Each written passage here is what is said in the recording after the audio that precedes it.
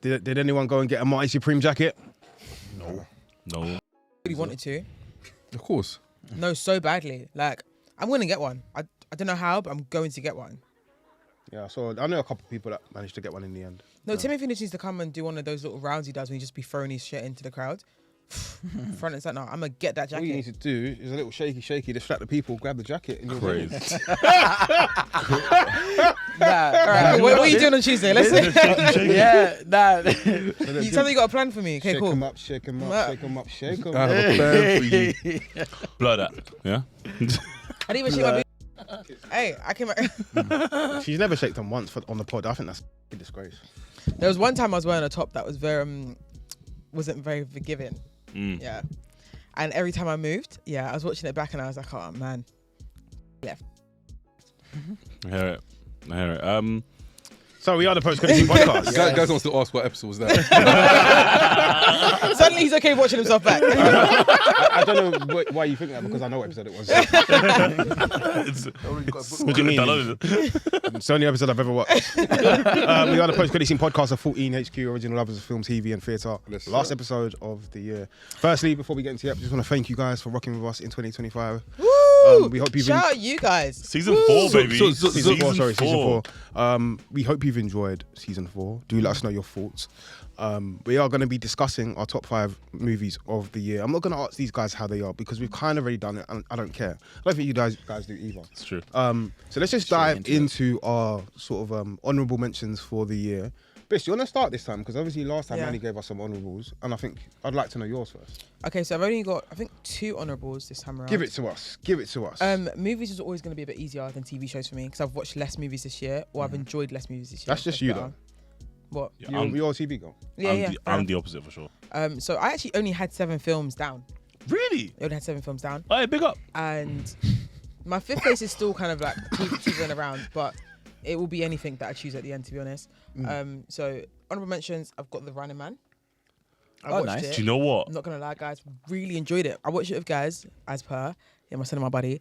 And Nice. I was like, after, I was like, I've really enjoyed it. Never watched the original, so I think that might have changed Do you know things what's so for me. funny? Didn't even know that it was to do with the original until I saw an interview with Stallone. Yeah. And him. I was like, why are we doing that? And I was like, oh my god, it's from the freaking original. I've seen the original bare times. Yeah, I haven't watched it at all. And also, it's the only film I enjoyed with the use of AI. I really have not enjoyed films that have been like, I didn't really enjoy Mission Impossible, the last one, because of the use of AI. I think it's quite difficult because we don't understand the full extent of AI just yet. So trying to create it put it in movies and make it, give us technology we don't even understand completely. It's quite frustrating. You also quite haven't jarring to watched watch. Dead Reckoning Part 1, which wouldn't have helped you But contextually. my issue wasn't the context of the movie. The issue was just that one specific moment. I think it would help though. And I still don't think it would use greatly. I think But there's- Dead Reckoning Part 1's better than Part 2. I was watching something else and I was like, I Heavily. didn't really enjoy the use of AI, but the AI in Running Man is the AI that we know and we understand. Yeah. So even things like manipulating video, manipulating pictures, manipulating voice, things that we understand and get. So it was, that makes sense. In modern time, you're trying to duck and run away from these people. You get how it would be so hard to do it with everyone having a phone in their hand. Yeah. You know? Yeah. So that was one of my honourables. And I think I'm going to put Caught Stealing as my other honourable mention. Okay. Really enjoyed that movie. Watched it earlier this year. Right. I thought it was great. Again with guys. That was fun. Yeah. That was a good movie. Yeah, it was. I Zoe really Kravitz enjoyed it. had her bits out. That was fun. Go on. I didn't know what the movie was going to be about. I really didn't know what it was going to be about, and it was not what I expected. And I honestly thought it was great. It was so much fun. I had a great time. Also, I'm with guys as well, so I'm having. The one with Austin Butler. Yeah. Didn't like that. Yeah, didn't like it at all. Running Man though, okay, like that. Also, like Running Man. first film that I liked with that brother in it. Not Glenn or Coleman. You can't say Glenn Coleman. Powell. Yeah, Glenn Powell. Really? Do you not? What was the film? Hitman? Yeah, you know that Hitman. Don't think I see it. Have you watched Chad Powers or it's a TV show? I feel like Hitman would be something you really enjoy. Hitman was good. Really? Yeah, I feel like It's Hitman is something very- you really enjoy, man. Hitman Sam. 47. No, just Hitman. No, just Hitman. Oh, then no, I haven't seen it. Sorry. It's a very Hossam show. Good movie. Okay, cool. But yeah, I haven't enjoyed him much, but I think he's really good there. Yeah. I didn't like. And The Roses. Man. The Roses is my honourable as well. Yeah, The Roses. The Roses is my honourable. I honestly, what a movie! What a movie! So much fun, so enjoyable. So much fun. Great. The writing is impeccable. Yeah. And His characters are really enjoyable as well. And you understand them why. Casted perfectly. Yeah, I think everyone was great in it. Casted perfectly. Yeah. You know what I mean? Yeah. Love that film so much. Yeah. What you want to? Done? Jace, what's your? Wait. I was more. Thunderbolts is in my honorable mentions. Good movie. Okay. I'm surprised it's not in your top 5. Do you know what it was? It was until yesterday because I was rewatching some things. But do I put it in? No. Stick to my guns. Okay. Thunderbolts, is in my honorable. I really enjoyed that film. I also feel like when we all went to go watch it, I feel like everybody went into that cinema like, here we go. You know what I mean? And we came out like, what? You know what? Wow. You know, like, yeah. I And wish I watched it sooner than I did. You know. yeah. I let too much time go, and too many people calling it one of the greatest Marvel movies, and I was like, oh. That's crazy. It And tainted the perception. It fucked me up a tiny bit because I feel like if I didn't have all of that noise, I would have enjoyed it a bit more. My bad. Yeah, they boiled it, man. Yeah, I was like, oh, guys, you're just saying things now. Yeah, for sure. It raised the floor from what had previously been released in recent Yeah. times. And it was a in my opinion, it wasn't a difficult story to tell, but I think it was a well told story either way, you know. And I think making you care about someone's mental health can be hard to do because you have to have an attachment to those characters. in like a superhero context as well, though, it almost seems too playful. Do you know what I mean? Okay, but I feel obviously like, that's quite common though. Even things like Joker. yeah, but that's my point. That it's, Okay. I think it was an easier story to tell. Okay, however, the execution was fantastic. Florence Pugh, her best Marvel performance. That accent was annoying though. So far, yes, it was, but she was incredible. The support cast was one of the best, or if not the best, Marvel support cast outside of like the Avengers that I've seen. Okay, especially from the guy who played Bob or Louis Pullman. Yeah. Oh my God, outstanding. And then the person that plays the Viola Davis person. Yeah, my Their God. version of Amanda Waller. Do you know what I mean? She was a super dope too. But yeah, I really enjoyed that film more than Fantastic Four. I still think F4 was a good film. Not enough for like an honourable mention, but I do think it was a good film. Jason, any honourables? I've got no honourables. I've only got dishonourables. That's so And- funny. Gabe. We need to get. Let's do dishonorables later because I got dishonorables. Okay. I think then I might be the I got some hate to get yeah, off as well, actually. Yeah, so I you got some heat. Yeah, to you go. can Scrap skip honourables. that. Just do your dishonourables now, do. man. I want to do some honorables. Yeah. Like Yeah, ones do that I both. feel like there's a film called Good Boy, which is a horror film About told the through the dog. perspective of a dog. Have you seen it? No. It's a really good film. You can't, honestly, I don't think anyone can convince me, you know? That's fine. You're missing out. It's only, but it's a horror, so you might not even like it. Yeah, fair enough. It's a really good film, and I feel like that dog put in a better performance than the people. No, but what's her name? What's her name? Materialist. I was just awful. What's her name? Dakota Johnson. Brother, the dog put in a better performance than Dakota Johnson did. And I'm not saying this as in jest. I'm not saying this as a joke. I'm dead serious. And that's the problem here. That dog performance, he spoke his performance. I think Good Boy is such a. It's not anywhere near my top 5, but I feel like it's worth mentioning because What about Wicked? That's a dishonourable as well, right? that's definitely dishonourable. No. Oh, Wicked was What? ass. Yes. Wicked It's my was top so 5. ass. Wow. course it Oh is. my Of course it is. God. Sounds misogynistic. Of course it is. I'm Yeah. gonna run through quickly my honorable mentions. Hard Truths, great performance by Jean Baptiste. Mariam John Baptiste. Absolute wonderful performance, one of the best performances of the year. Great film looking into I guess people with mental health issues, especially when the mental health issue causes problems within their family and friends and causes people to be ostracized to a certain extent, and also seeing how that affects them as individual. I feel that film Also, allowed me sorry. It massively highlights non-visible disabilities. Yes. You know what I mean? Sorry. It does. Is it mental health disabilities. Yeah, okay. Because like the point of the You film didn't need to do was that. that like people just thought that she was being a dick. It being- You know what I mean? But You just been No, but Yeah. But mental health disabilities are not visible. No, but like, I wasn't. Sorry, wait. I wasn't. No, Yeah. but obviously, Yeah. but what I mean is like you can have like Miss a anything? mental health disability where you're like depressed or something, whatever. Okay, cool, but like But her there's disability some that people affect think- people. Yeah. You know what I'm saying? But yeah, go on. Yeah. Yeah. Good performance. You just hold it so bad. Like, why'd you do that? You. Yeah. I don't feel like I did anything wrong. But Sorry, my let's- bad let's for the get month. through, let's Yeah. get through. Great. There's two that I'm not going to mention. Eternity. I don't think that's in anybody's top 5. It's in my top 5. Okay, then I haven't I decided. wish I watched it. I will I let think I it might be. put it in there I'll anyway. let it be. I feel like Weapons is going to be Worth people's top 5, so I'm going to let that be. I'm Begonia. glad you liked Weapons though. I do like Yeah, Weapons. I'm glad you I liked do it. I know you had qualms, but I think your expectations is again that's a tough one. I don't think it's an expectation thing. Honestly, I think we'll talk about it. But I had issue with the film itself. Begonia, that's probably my 6th. That's an honourable for me as well. Yeah, Begonia, I feel that's a really good film.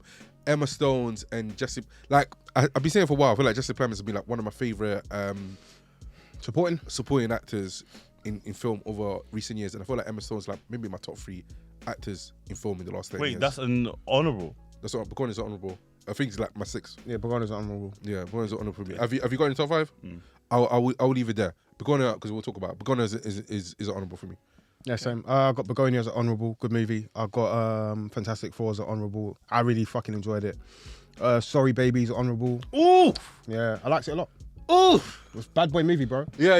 That's not a slight. No. Sorry Baby's good. Yeah, really good film, man. I swear. Oh my god. Yeah, that's in my top 5. And fine. One Battle After Another's honourable as well. Okay. One better after another, honourable. Yeah, that's not my top 5. Sorry, kids. I'm not even sorry. What am I saying sorry to you for?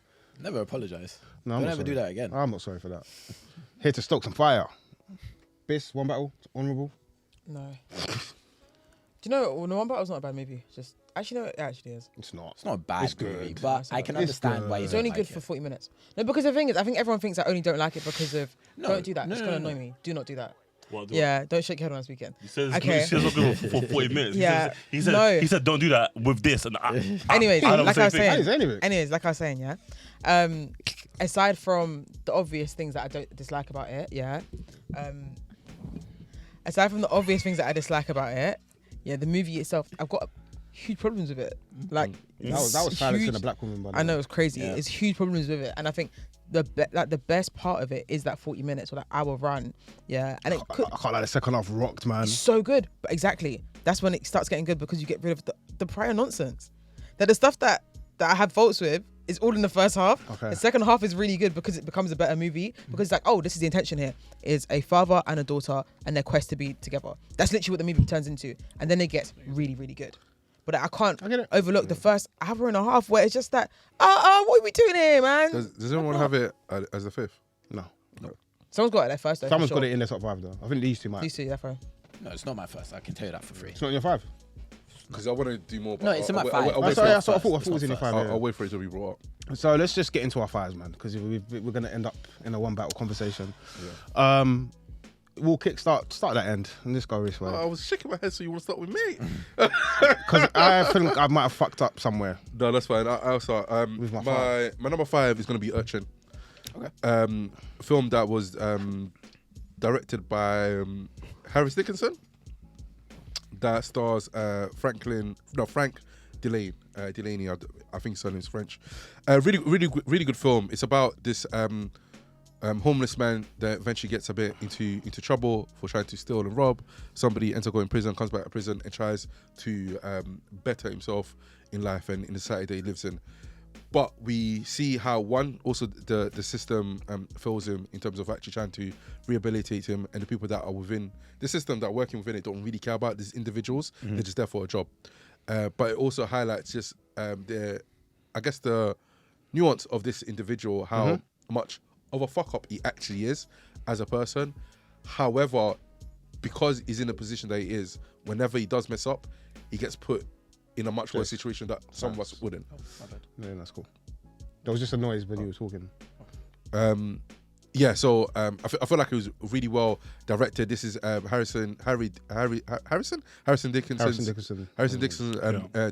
directorial debut. He also plays a role in the film as like one of not the co-stars, one of the side characters, and it's just really well acted. I think Frank offers such a nuanced portrayal. There's a scene that we have of them not singing Atomic Kitten. I can't remember what the song was. I don't want to get it wrong. I think it was Atomic Kittens. If not, it was the Saturdays. One of the two.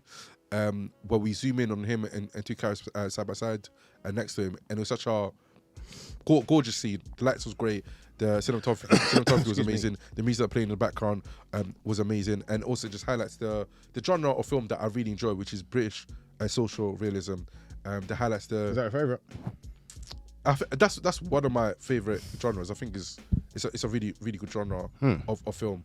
That I've enjoyed the past. Once you dive into things in terms of like the society that we live in, and we look into the characters and how they are affected by the government and systems and the world and buildings and so on and so forth that we live in, and we see how their arcs go through trying to navigate those places. It just does a lot for me because it's so realistic and so close to home. He got to have sex with Nicole Kidman as well. Lit.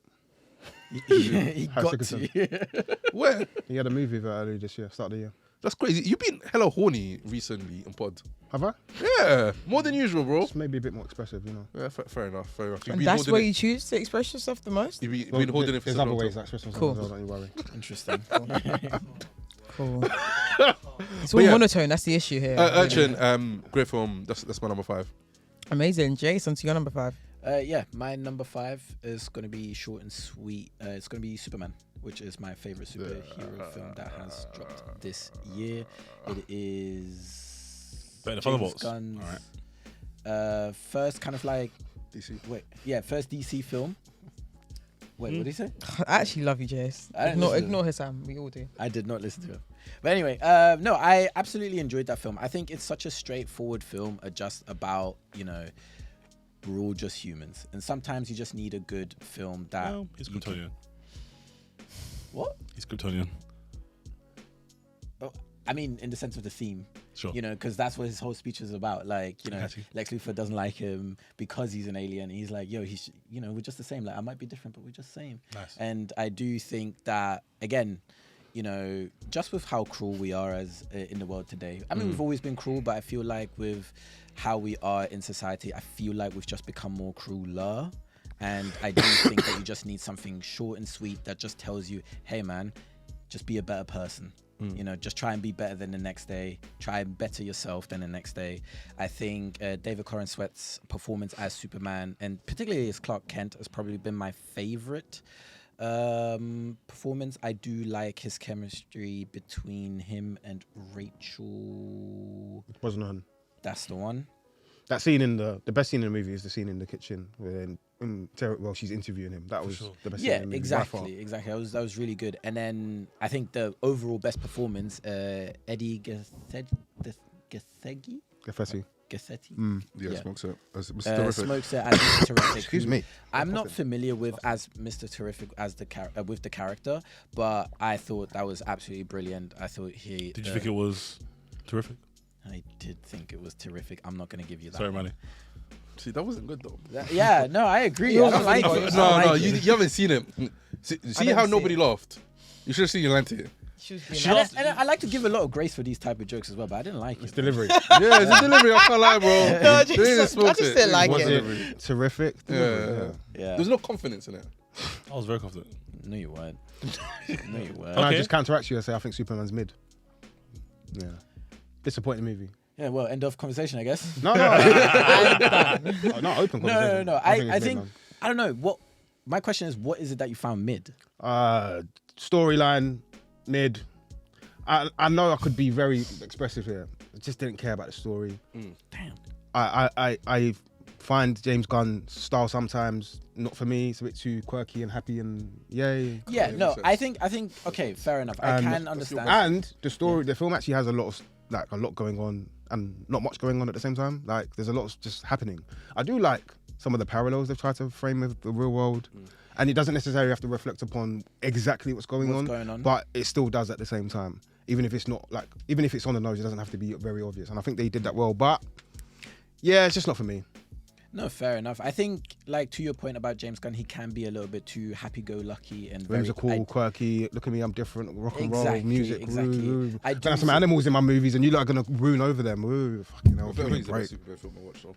Yeah, It's no, the Superman fucking- film you've watched. Put some animals in there, and everyone starts Raw. wooing. Like, give me a break, man. yeah. I Better think than it does. Superman It 2. does a lot of the Oh, he like, saved a squirrel. pandering. It feels a little bit pandery, but I think sometimes you just need to be pandered to, and I think that's okay. If I, that's I don't think David Corrin Sweat was a better Superman than Henry Cavill. I think he was a Well, better Clark you Kent are- than Henry Cavill because Henry Cavill didn't get much Clark Kent to work with. He was in a suit constantly. It's okay. Do you know what I mean? Yeah. It's okay. We all have bad takes. But I do believe that Corrin Sweat was a better Superman.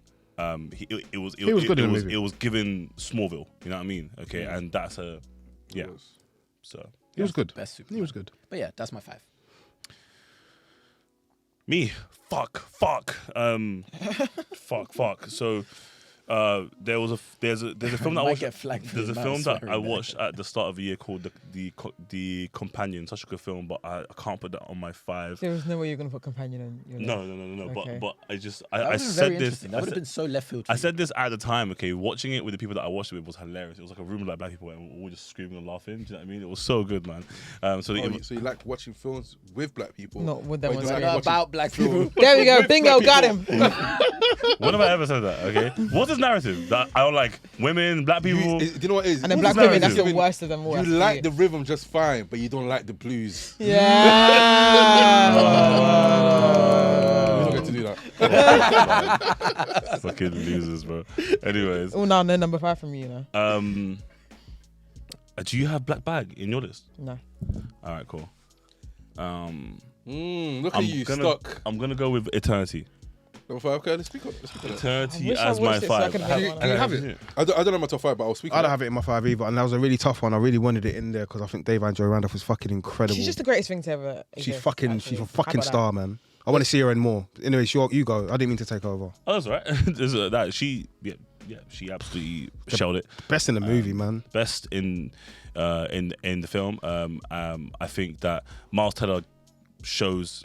Weirdly enough, okay, he showed us more range, even though we've seen him do so much, okay. But like the range that he showed there to play this kind of like confused, almost weak person. Do you know what I mean? Okay, and where he was like relying on like so many years of love and care, okay, to really like power through, but not his character doesn't want to build on himself because he's like, and even that like the parallel of like you're still growing even in the afterlife. You know that you're still trying to be a new person for the same person that you've been with while you're dead. It's insane. Like all of the tones to it, okay, are tapped, and like I feel like I haven't seen Elizabeth Olsen in something so kind of like whimsy. Yes, in so long. Do you know what I mean? Okay, and she really plays that role so well. She really falls into it, and there's a period in the film where you believe her facial expressions. You truly believe that she's picked X person or she's gone with if he because I'm not trying don't spoil it for me, you, please. okay? Right. Watch it on Tuesday, please don't ruin it. No, of course, So okay. basically- But you truly believe, okay, like with the choices that she's making are the choices that she's making, and it builds this beautiful twist, this beautiful kind of themes. I think the weakest person was Callum Turner. Take it back. correct. Yeah, He wasn't bad. He's The thing that's waxed it, a like- handsome guy. Yeah, but I don't think it was. He's I know that's not what you're saying. He played the role he I don't kind of think needed he's a to weak play. person in that show. By the way, oh, yeah, they're all great. yeah. So I know you're not saying He that. played the but I role feel he like needed to. chemistry wise, it's one of the best in films I've watched in recent years. That's what I'm saying. Yeah. Even, But I think even John- like concept wise, outstanding concept. I think John Early and Dave and Joe Randolph's chemistry was the best though. Really. John Early and Dave Van Yeah. was fucking superb. Like just off, they really played off each From other. the very first moment they see each other Yeah. to like, Yeah. to what happens towards the end. Her comedic timing Oh, is perfect. Oh, fantastic. Oh, you're gonna love the wigs. Oh, yeah. I was watching my brethren. It's like, yeah, that's a wig.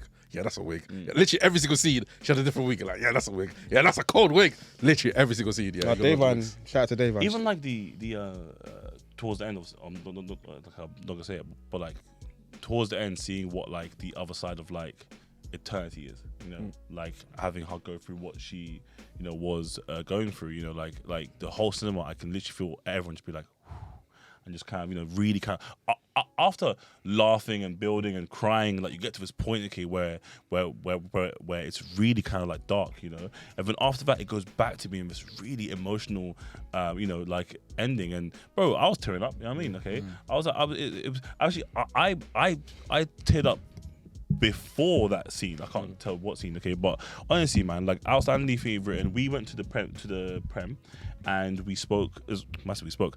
The director was speaking.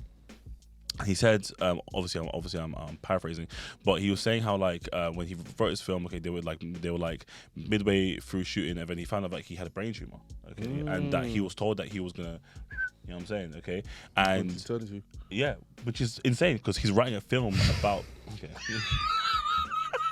Of course, because he's a sicko. Of course, the sick. That's actually great. Of course, he's gonna find that one funny. Of course, he's gonna find that the joke about someone kicking rocks, bro. No, that's actually insane. So am I more mad for laughing at your joke? Yes, absolutely. So the person that made the joke isn't the issue. No, because I made the joke. I will make a joke regardless. Yeah, but you only laugh at the sick ones. But regardless. But that, it's just obviously insane that he was like writing a film about death. You know what I mean? Okay, Evan obviously was going through that whole like process himself, and then he actually ended up.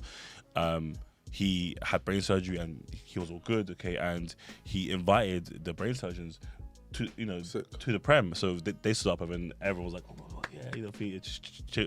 Cheering. But I was like, "Oh, that's such a like a beautiful story." Okay, and then kind of like sets us up to watch this film, and then we watched the film with that in the back of our minds. Okay, but it was touching, man, and just the whole concept is just absolutely breathtaking. And I was really going back and forth with putting it in my fifth because I watched it recently. I didn't want it to be like a recency bias thing, but I'm very happy with it. Quick one. What kind of eternity would you pick?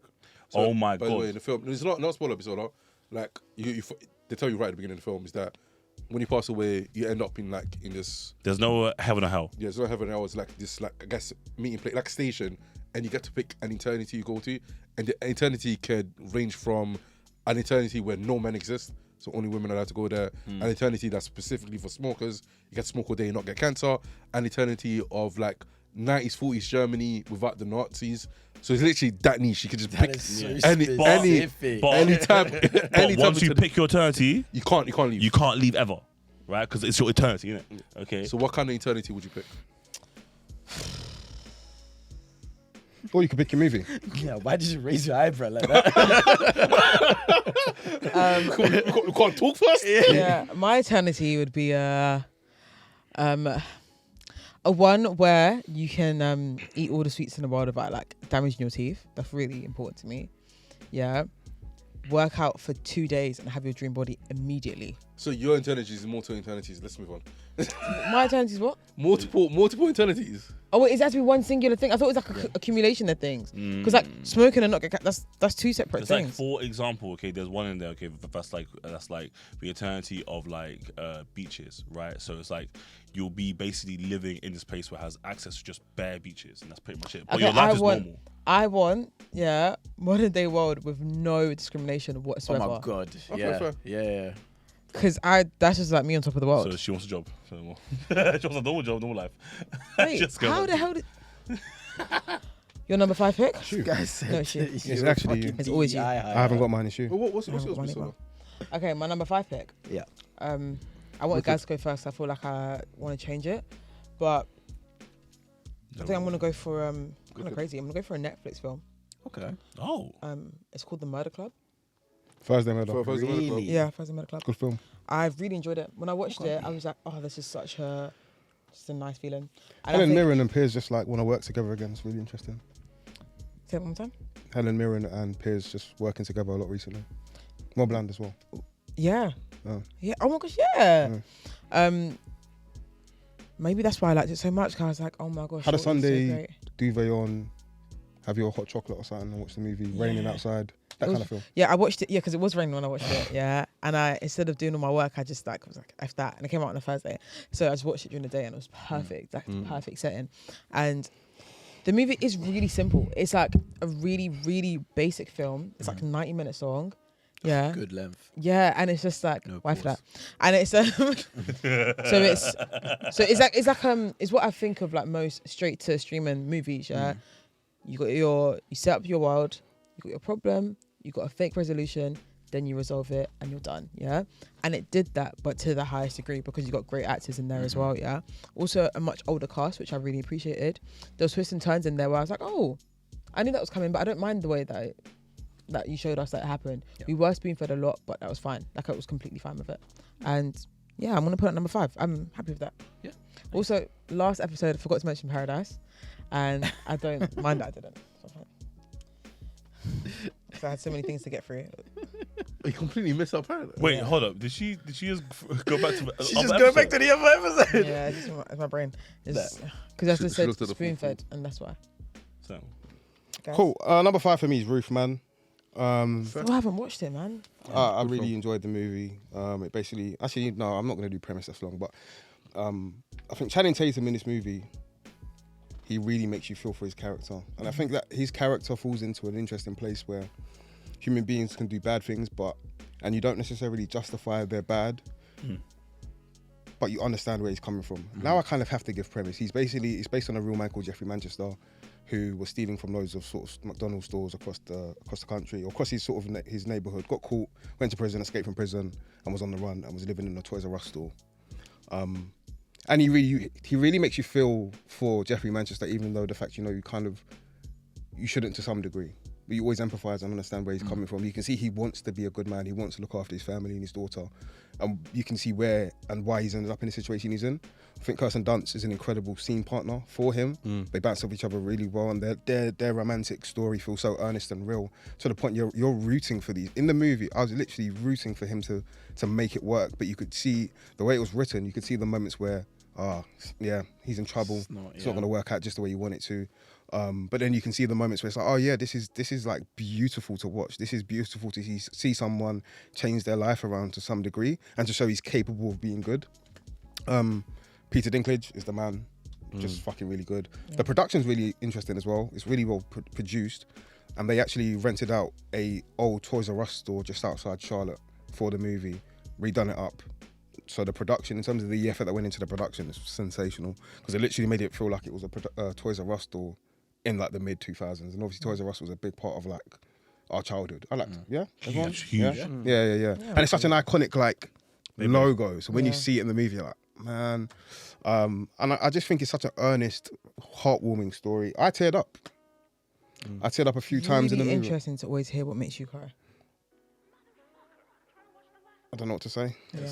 Sounds like she's storing it for something. He's gonna cry. It made me tear up a few times, man. I was with someone else, a guy called Dawson. Shout out to Dawson, and he was the same. He was worse than me. He was balling. But I have it as my 5th. You know that's the second time you're gonna have Channing Tatum in your top 5. Yeah, Blink twice, and this year. Oh, Damn. Yeah, he's had some good films. He's doing well. There's another one. He also done really well in Deadpool and Wolverine. He did well. Yeah. For film is terrible. He's in Deadpool. Wolverine. Yeah. He's Gambit. He's cold in Gambit. I'm gonna make my name for myself. I'm about to make a name for myself. So One thing that I want to add about Roofman is the way that it's shot. It feels like very gritty and early 2000-ish, and obviously that was purposely done. But I It think immerses you in that time period. Yeah, it works really, really well. Yeah, good movie, man. I just had to give an honourable, and I hate that I can't put it in my 5. I think what impacted me is I watched this movie at home, and I swear. Oh, such a good film, man. Oh, what? Yeah, it's in his. I know it is. And I really wanted it to be in there, to be honest. I liked it a lot, and it's the same with Eternity. I wanted it to be in my 5 as well. Thunderbolts was like on the rocks, but yeah, good movie. I swear, really good. If I watched it in the cinema, I know I would have loved it more. Facts. We'll talk about. I did. I saw it at Picture House. Yeah, it was so good, man. But that's my 5. Nice. Can I go 4? Yeah, go on. Yeah, go ahead. Go on, you're the host. Cool. Number 4 is Weapons, man. Fucking rocked to that movie, man. Fair. But Weapons is your so crazy 4th best film of the year. I was gonna put it at my 5th, but then I was like, 1,000 Miller Club makes more sense. It's just not. It's my You 4th. don't like the film? Weapons is really good. What was the other one? Weapons and Together, Sinners. No. There was Weapons and the other Jordan Peele. Not the other, but him was horrible. That No, isn't my it wasn't. Him was horrible. Him was wasn't, horrible. man. My dis- Guys, I'm telling you, open Weapons your was third good. eye. Weapons was good. So before we do our obvious was- number one, we should do dishonorables. No, Yeah. we'll do dishonorables at the end. Yeah, I do at the no, end. prior to one. Yeah, prior to one. But yeah, okay, cool. So, sorry. Please. Weapons does what it needs to do in the sense of like it's more thrilling than it is horror. If I'm honest, I do think it leans to more the thriller elements of a movie, but it provides quiet moments of horror, which you can see where it sort of merges into a subgenre rather than one movie or one genre, shall I say? I think the acting cast will deliver. Josh Brolin really makes you feel like the visceral anger of his loss. And he's a bit of a scary dad. Yeah, Like he he's a bit. I was scared because I thought he had something to do with something. He's a bit violent, and again, that's the part of the movie. You're still unsure. There's Yeah. lots of dubious elements as to what's occurred, and the layers peel back chapter after chapter, which I really enjoyed. And I liked the chapter-based storytelling for the movie, where slowly but surely you start to put things together, and it doesn't like this chapter starts, next chapter picks up from that. It kind of takes you back a bit into like previous interactions and situations that have occurred with characters to then move you forward to the present aspects of the story. I know some people didn't like it, but I really enjoyed, I forgot his name. He's the guy with the hair. He's the convict. You know what I'm talking about. Austin something. It's going to jar me. I have to find it. Austin Abrams. Austin Abrams. I really liked his chapter. Now I get it. It does lean heavily into like the comedy and takes you away to some degree from like the poignancy of these children going missing. But I enjoyed the balance. It was necessary. I enjoyed the balance of the two because it's still quite dark and like a dark story being It's a told. terrifying part because he's just like children going missing. Yeah. And Amy Magdalene, fucking hell, knocked it out of the park. I thought she was great. And Yeah. I can see why she's getting a lot of like Oscar nomination calls. Not necessarily to win. I don't think she should. Buzz. I can see why she's got the buzz because I thought she was great, man. I think it caught a really interesting and nice balance that worked for me. And yeah, it's a movie that I know some people didn't like it as much as I did, but that's fine. Yeah, 4. Fair enough. Okay, cool. All right, my number 4. Anyone have weapons in the top 5? No, I hated it. I had it at my number 5. Hated it. I hated it. I really don't like. It's crazy. Yeah. It's fine. I hate Superman balancing act. You know what I mean? There you go. Had to get my one back. Yeah, I had to get mine in. My number 4 is Wicked for Good, and I think. Damn. Nah. Biz. It's only because she didn't say At certain points, Biz, you have to throw hands. No, do you know what it is? You See, have the way to that she throw says it, she knew. She was going with that ass film, bruv. I think Wicked for Good was a great way to close that chapter, and obviously, as someone that's really loved Wicked, I've went to watch Wicked live, and it's a different story. I'm not gonna lie, it's a different story, and after I think people, the issue is, everyone's of the opinion that it's like split in two. Like this is the first part and this is the second part, and it's not.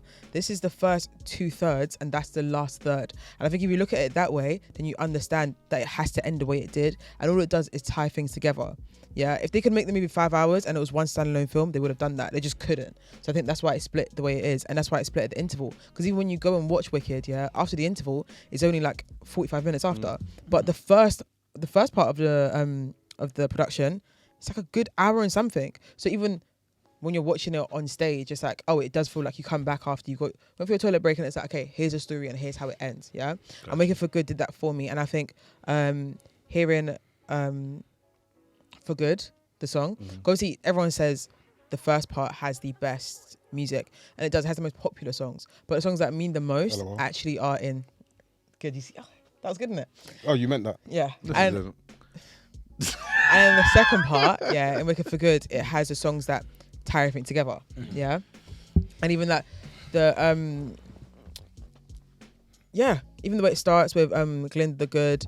And them singing the song that we've already heard, but just the second part of the song, it's like, okay, this is really meant to be what brings everything together. And this one feels like Ariana's movie. The first one was Cynthia's movie, and I think Jonathan Bailey does a really good job this time around. Like, I take it back. It's not like an ass film, okay? Yes. But I feel it was shot beautifully. Like, it looks stunning. Okay, I think I realized in the second one that musicals are not for me. Okay, in film format. Unless it's like 4 songs. don't give me more than 4 songs. Then that's a long day. So Okay. you don't like musicals, full stop. But like the first film, I generally enjoyed. Okay, the second film, I just thought like at times there was, nobody could say a sentence without singing. It was pissing man off. Okay, it was all like, yo, how you feeling? I wanna go over here. It's like, bro, shut up, man. Like, just talk, bro. Do you know what I mean? It's a musical. I know, but like you said, with the context that you've just given, maybe because it's a shorter, in theory, shorter thing, that they just fit everything in, all the songs into what was this final third. I just felt like it wasn't spread out enough, you know. And then I just in plain sight, I just got bored, you know. And when everybody, and I get it, there was people in that cinema with me that were bawling, they were crying. I cried. Okay? Yeah, cool. Not a week, I just But cried. I sat there and I looked at them like, why are you crying for? Like, there's nothing to cry about. Do you know what I mean? Like they were No, singing you guys that don't stupid. get it, yeah. Bro, they were singing. Because They were crying. I knew you, I have been. They were changed for good. crying Like, what the hell? about a best friend song. They're not even smashing, bro. Like, Okay, come on, man. okay, that's my Like, issue. That's who my issue gives with a you fuck, here. bro? This is my issue here, yeah. This is turning into a Jamal Burkmaster The whole- segment. Now he's made a video recently about male friendships and Yeah, they suck. He right. You guys suck because that's I've been seeing crazy. very different things about Jamal at the moment. yeah, they're on him. Yeah. Jamal. Yeah, Jamal. Ah, this right here, yeah. Yeah. No, this is the greatest thing ever, by the way. Yeah. Wait, what happened? Oh, this. Okay, When you you- call it, you've got to say Jamal. Jamal doesn't make any. Jamal is better now. Okay, cool. fair enough. But yeah, I think because it's looking at love from a different lens. Sorry, man. Like, if you don't care for the story, you don't care for musicals, you're not going to enjoy it. I think the first part of Wicked you can enjoy because you're like, oh, it's Wicked, I'll give it a try. Like, why not? Cute, fun, it is what it is, yeah. But the second part leans really heavily into people that really enjoy musicals and really care for that You story. don't think the acting of Jeff Goldblum, the acting of the guy that plays Hard Man, They're killing. they were ass. They're killing my girl, man. Yeah, Madame she was not good, man. They're I'm sorry. smoking her online, not man. good. She's getting battered. Who? Michelle Yeoh. Michelle Yeoh was horrible. Wait. Do Okay. you think she was bad in the first part? No, I don't think she went the first one. So this is extra funny because they were all shot at the same time. Okay, but Well, cool. So I'm curious that- because Because I think her acting was identical. So I'm being my- so serious. I think her acting was identical, I think she had to sing a lot more in the second one. and she can't sing Yeah, she very can't well. sing. But even okay, so I've seen Wicked in theatre like 3 times. I love the musical. Bears excited for this one. I feel like what they should have done was that they should have minimized the second half and slapped it onto the first film and added an extra hour to it. That would have been great. My problem with the second part of the film, it's a nothing story, and that's fine if everything else around it was moving in a way that would make me ignore that part. But it didn't do that. I feel like was rinse and repeat throughout most of the second part. Is this is the Wicked Witch, she's doing something crazy, let's run away, the Wicked Witch is this and that and this. And I don't think there's much like growth in the arc within the characters, especially with Elphaba and Glinda, in the same way that we had it in the first film. I didn't care for Michelle Yeoh's character in this film. I didn't care for Mr. Wizard, the Wizard of Oz. The Tin Man, some bullshit. Yeah, it's just like that was forced. I think my problem is that all these things you knew you were gonna write into the second film. They should have done a better job in the first film of giving these characters a bit more of an arc. They should have allowed me to get to know and like these characters a lot more in the first film. Because when it came to the second film, I couldn't give 2 shits about none of these characters. I think the only character that actually done a good job was the Scarecrow. What's my guy's name? Jonathan Fiero. Jonathan Bailey. I think he was my favorite. Yeah, I think he was my favorite character of the film, just because he done a lot. Because I didn't really care for him in the first film. He even stressed me out. Why are you with your girl's ex-best friend and your ex-best friend still fucking with your girl? But then It was politics. He didn't really ever want to be with Glinda. He just Yeah. but then why is Glinda with him? And when she knows Glinda- that was his thing. But Glinda also understands that. But that's also from the first part. yeah, What's killing me the most that's literally from the first part. Because- When fucking hell, Elphaba puts everyone to sleep by accident. Yeah. In the class, and her and Fiero go, and then Glinda wakes up being like, oh, where have they gone? And she fully aware that, the man that I really like doesn't like me, but she understands because Marvel's told her, like, listen, you got to create a world for yourself. Like, we're gonna put you on top.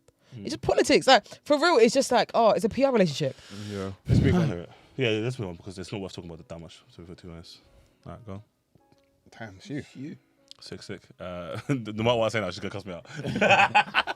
Waiting Literally patiently. Waiting patiently. What is your 4? My 4th is Begonia. You can carry on. Oh, cool. My 4th is Begonia. I remember we were watching we were on the pod episode a couple of weeks ago, and Manny or Gaz, one of you mentioned that you watched it. Okay, and I was like, you know what? Okay, I'm gonna watch it, and I watched it that day. Oh my god, it was so good. So good, I loved it, man. Like, and I think it was so good, okay, because it was. I didn't watch the trailer. I didn't watch anything. I didn't know what to expect, and the twist at the end really got me. Like, it? Oh, it was so good, man. And Emma Stone is top tier. Yeah, she is. She is top tier, and she absolutely smashes this kind of like she acted so well that she acted outside of her role and made me feel like she was acting like something else. Does that make any sense, bro?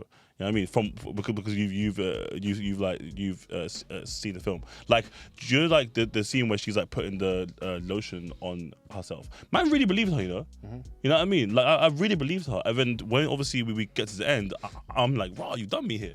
You know, like she was absolutely like breathtaking. The end was. You're fine. Oh no, you're fine. I'm not gonna say anything.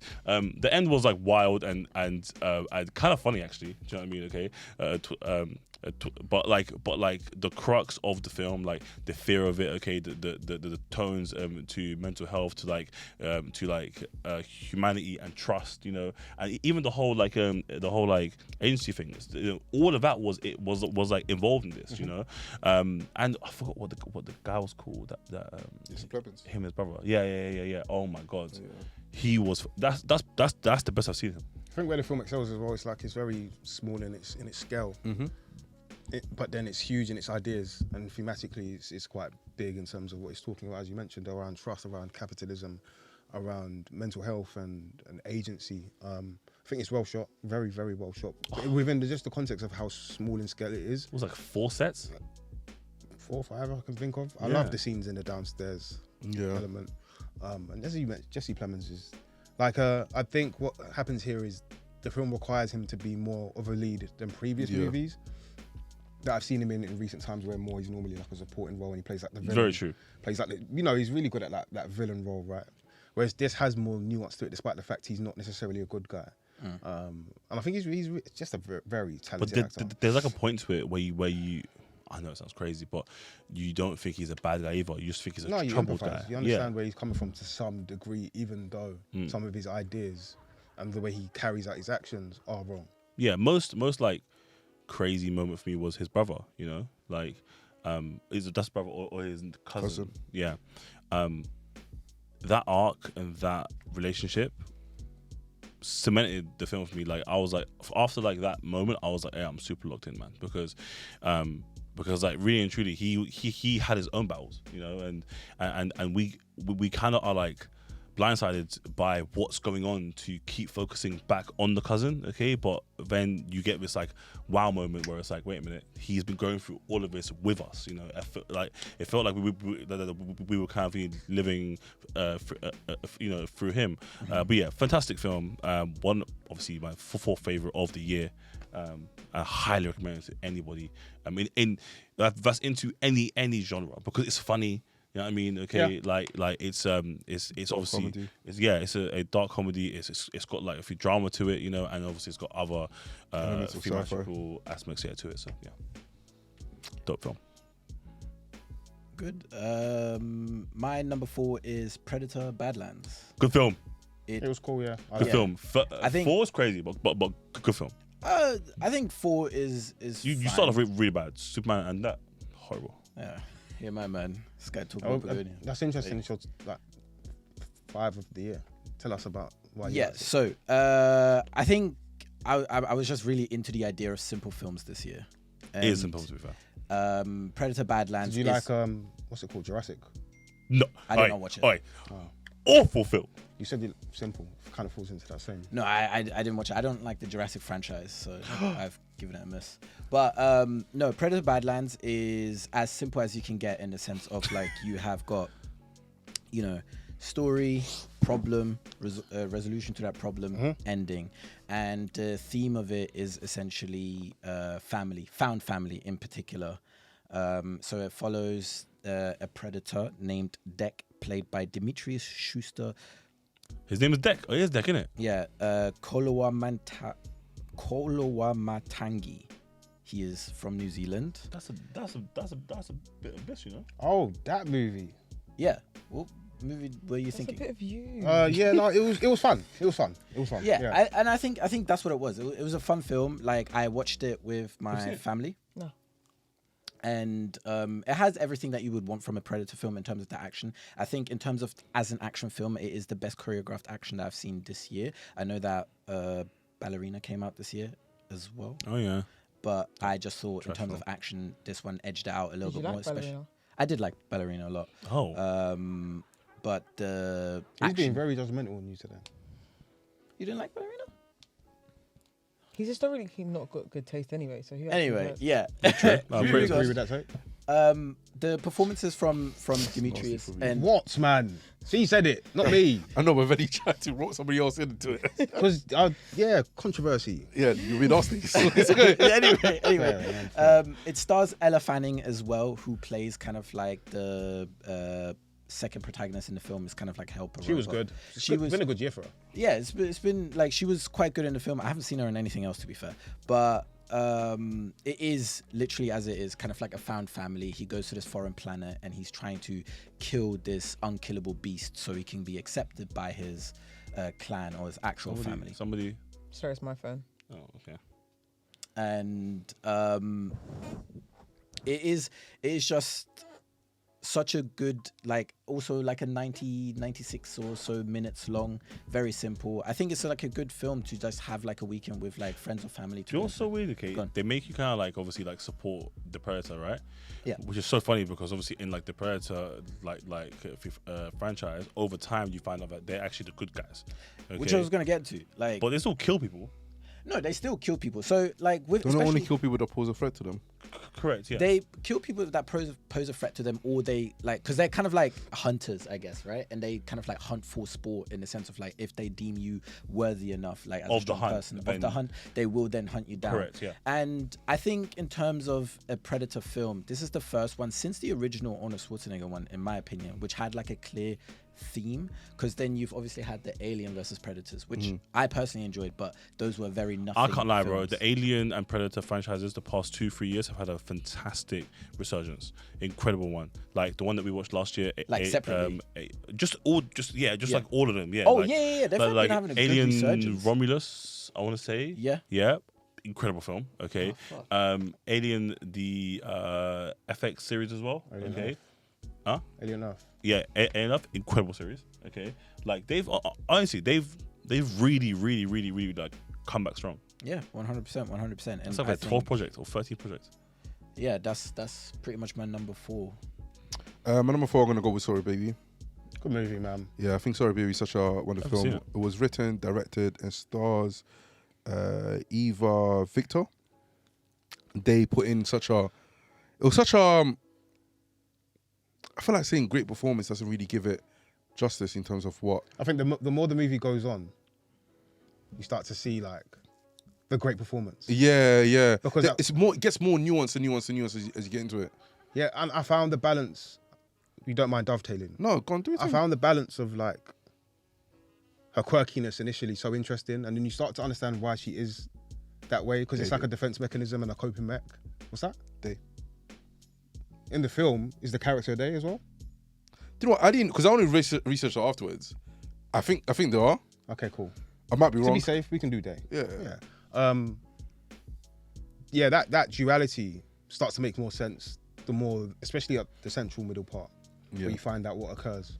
And Naomi Aki, Bro, she Naomi Aki might be one of my. she's really good.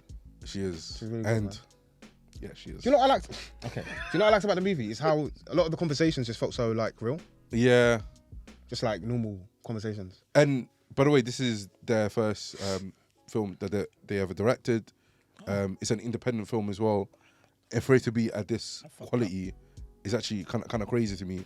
Noya Aki's performance also amazing. Yeah. I think that every time she was on screen, I was just so drawn to her. I was so drawn to their dynamic. Their relationship. It was so nice to see. And it's because you don't know, because it seems to hint towards there could be more. Yeah. But it also just feels such a normal friendship at the same time. It doesn't force anything upon us. At all. It felt so natural. It was so nice. Stop trying to move the mic in my mouth, man. Their relationship felt so natural. Just so nice to see how they essentially looked after each other. And there's a scene at the end where Eva's character tells Aki's character something along the lines of, "Don't worry, I got this," which is kind of a callback to when Aki's character said it to them. And I don't know, that moment there just made me feel something inside. It's like that is what friendship is meant to be, community is meant to be, and the conversation that the character has with a baby is like, it's such a That was honest, the best part of the movie. It's such an honest thing to say to a child. Did you notice it? That was the first time in the movie where she wasn't quirky or whimsical or off the cuff. Just being themselves. It was just like she was talking normally. Yeah. It was the first, because normally the way the speech patterns of her character were very disorientated in a very whimsical way. But that was the first time, the only time in the movie where you feel like she's speaking coherently. And they highlight that because when they hold the baby, they're like, someday something's gonna happen to you, and you're gonna tell somebody. And no, you can tell me because I won't look at you as if you're scary. I won't look at you frightened, because every single time they've had a conversation with other people, they've looked at them in some type of way, like they're scared for her, they were frightened for her, or for them, sorry. But that's not what she wanted. They wanted normality. And I think when they had a conversation with a baby, they finally got that in a sense, because obviously the baby doesn't. And then there's the purity of the baby who doesn't necessarily just understand the way the world works. And that's why that conversation occurs the way it does, because at some point in life, the baby's going to learn the ways of the world. Yeah. And it was very pure. Pure film. No, well shot.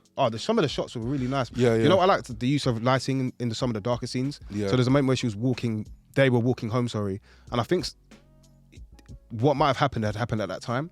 And then it's just the use of lighting to around where she was, because everything else was really super dark. And they used the lighting in the different houses around where she was, where they were walking, and it was very beautifully shot. And it's just like looking through the window and you see the light coming out, and that's the only use of lighting. Everything else is super dark, no street lights, nothing. Yeah, beautifully done. Good movie, man. Yeah, really good film. Yeah. Good pick, man. I watched it yesterday, and it was an honourable. Yeah, that's my number 4. So do you want to go before guys? Yeah, sure. For my number 3, I think he spoke about it a couple of weeks ago. Tornado. One of my favorite movies from this year. It's essentially just a movie of a night gone wrong, and I think that was the theme for most of the things in my list. Just one incident and how it affected everything. And there's no real dialogue for the first 20-25 minutes of the movie, and it just feels so chaotic. You're trying to understand why these group of guys are chasing after this kid. Yeah, and they don't ever do here's a flashback. You just look up, you see the poster, her dad's not alive, you know that, and then it just goes back to a scene where her dad's alive, and you're like, oh, you're back into what caused this night to turn out the way it did. I think it's shot so freaking well. It looks so good. At the end scene when she's cutting through the bedsheet, it's I got a poster up on my wall as well. So, it's such a good movie. Did you get a screening? Yeah. Yeah, the ghost posters. And it was just I think the dialogue that was quite limited was really good. They didn't have tons of words. There was no spoon feeding you. You had to just figure it out for yourself. And I loved it. I thought it was just so good. And it felt like a real budget film.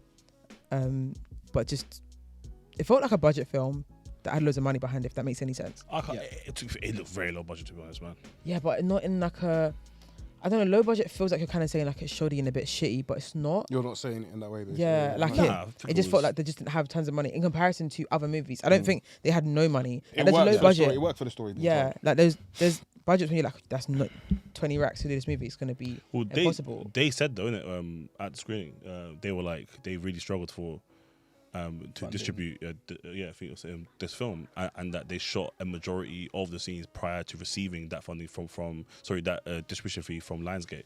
You know, so it completely like makes sense. And like most of the time, okay, when you get that distribution money, you go back and reshoot like a bunch of scenes, but obviously they said nah, like we're keeping these scenes in. It was definitely a film about a few choices. Every single chapter it was a choice made, and something fell because of that choice, you know, and etc. I had some problems with it, just like there wasn't much character building at all. But I think that's what I loved. But it's just so there's typical things you need in a film, and I don't think it needed that because that wasn't the point of it. I think it allows it to just live as a story by itself. Like, it's not a movie that I would ever want a prequel or a sequel. I don't need to know anything more than what was told. And I think the lack of dialogue did that. You had like there's a level of figuring it out, and also you don't need to know why people that are like basically circus people are stealing. Like you understand that they have no money. So that kind of like our character arc. Why do they need to do this? Why haven't they got money? Why are they running? Why are they robbing? Why are they doing whatever? It's like, well, you got thieves, and then you got people that like extreme working class, so they steal from the thieves, and that's just like that's common sense. You know what I mean? So I think the character arc you usually get because it feels like it's based on like real life. You don't need that part. So I think that's why the gripes a lot of people had with it, I was like, that's so redundant because you don't need to be given that. A lot of people ask for exposition these days that they don't need. And it's just like, why is it that you need to be spoon fed every little thing? Like the black character, okay, like I feel like he said like one line for a film, forgot a movie, whole film. It has to be honourable, don't I say? And then he was made to seem like he was like their secret weapon. Like once we call him to fight, that's it. And then he actually finally does and gets beaten in like 4 seconds, you know. And I was like, then what was the point of you having no words for the whole film, bruv? You know what I mean? But it was like small stuff like that. But again, a lot of them didn't actually speak. But they done things, whereas he didn't do anything or didn't He was speak. meant to be like a silent assassin. Exactly. But her dad was more powerful. I think that was the point. Okay. Cool. Cousin? Shout out to The Long Walk. It's not in mine, but I liked it. Would it have been in? No, it's not even The Long Walk I'm thinking of. But I feel like The Life of Chuck. If you got that, No. Yeah, that's how. It's a fucking good I movie. think that should be my top 5. I don't think I liked it enough for to be in my top 5. But from like a quality standpoint, it would be like a separate category. Like quality. Life of Chuck's great. That But film moved me. It's Stephen King's year. Yeah. No, my number 3 is F1. Okay. Brace. Yeah. It's my number 2. It's my number 2. Let's talk. I listen. Brad Pitt is fine. Yeah. What do you mean by that? Performance. No. I felt like that clarification is needed. Double entendre can work there. He is a good-looking chap. His acting performance is okay. Yeah. And the story is okay. And Damson Idris is okay. And then he gets good as the movie goes on. Like, he gets better. So why is it so high up? Bro, it's fucking action-packed, man. Thank you. It's the feeling, guys. It's just action-packed, man. It's the feeling. It's just visceral action, and it's super entertaining. Very entertaining, a lot of fun. From a technical standpoint, sound, the soundtrack, the way it's shot, the technical aspects that go into making the movie in terms of like the support cast. For you to understand, Kerry Condon was actually good. I thought she was good. Yeah. I thought Brad Pitt was fine. I thought Damson was good. I thought Damson was really good. I think I preferred Damson to Brad Pitt. I prefer Brad Pitt. Films I missed this year. Yeah, I don't think either were like anything to sing about personally. Yeah, I thought Damson. I was really moved. Also, it was nice to hear he Damson. was better in Snowfall. Put it that way. I've seen him perform better. Yeah, but he's better in a drama. I've just seen him perform better. I think initially some of like the emotional aspects I just didn't buy into initially. The more the movie went on, I was like, it feels like maybe he's acclimatizing to being in the movie. That's just my assumption of from like an outsider looking in. It looks so interesting. I feel like from the jump I was kind of moved because it was quite cocky when he starts out. I think he just felt like it just didn't feel natural to me, man. I'm gonna be honest. But as it went on, it was Damson or just the character didn't feel natural.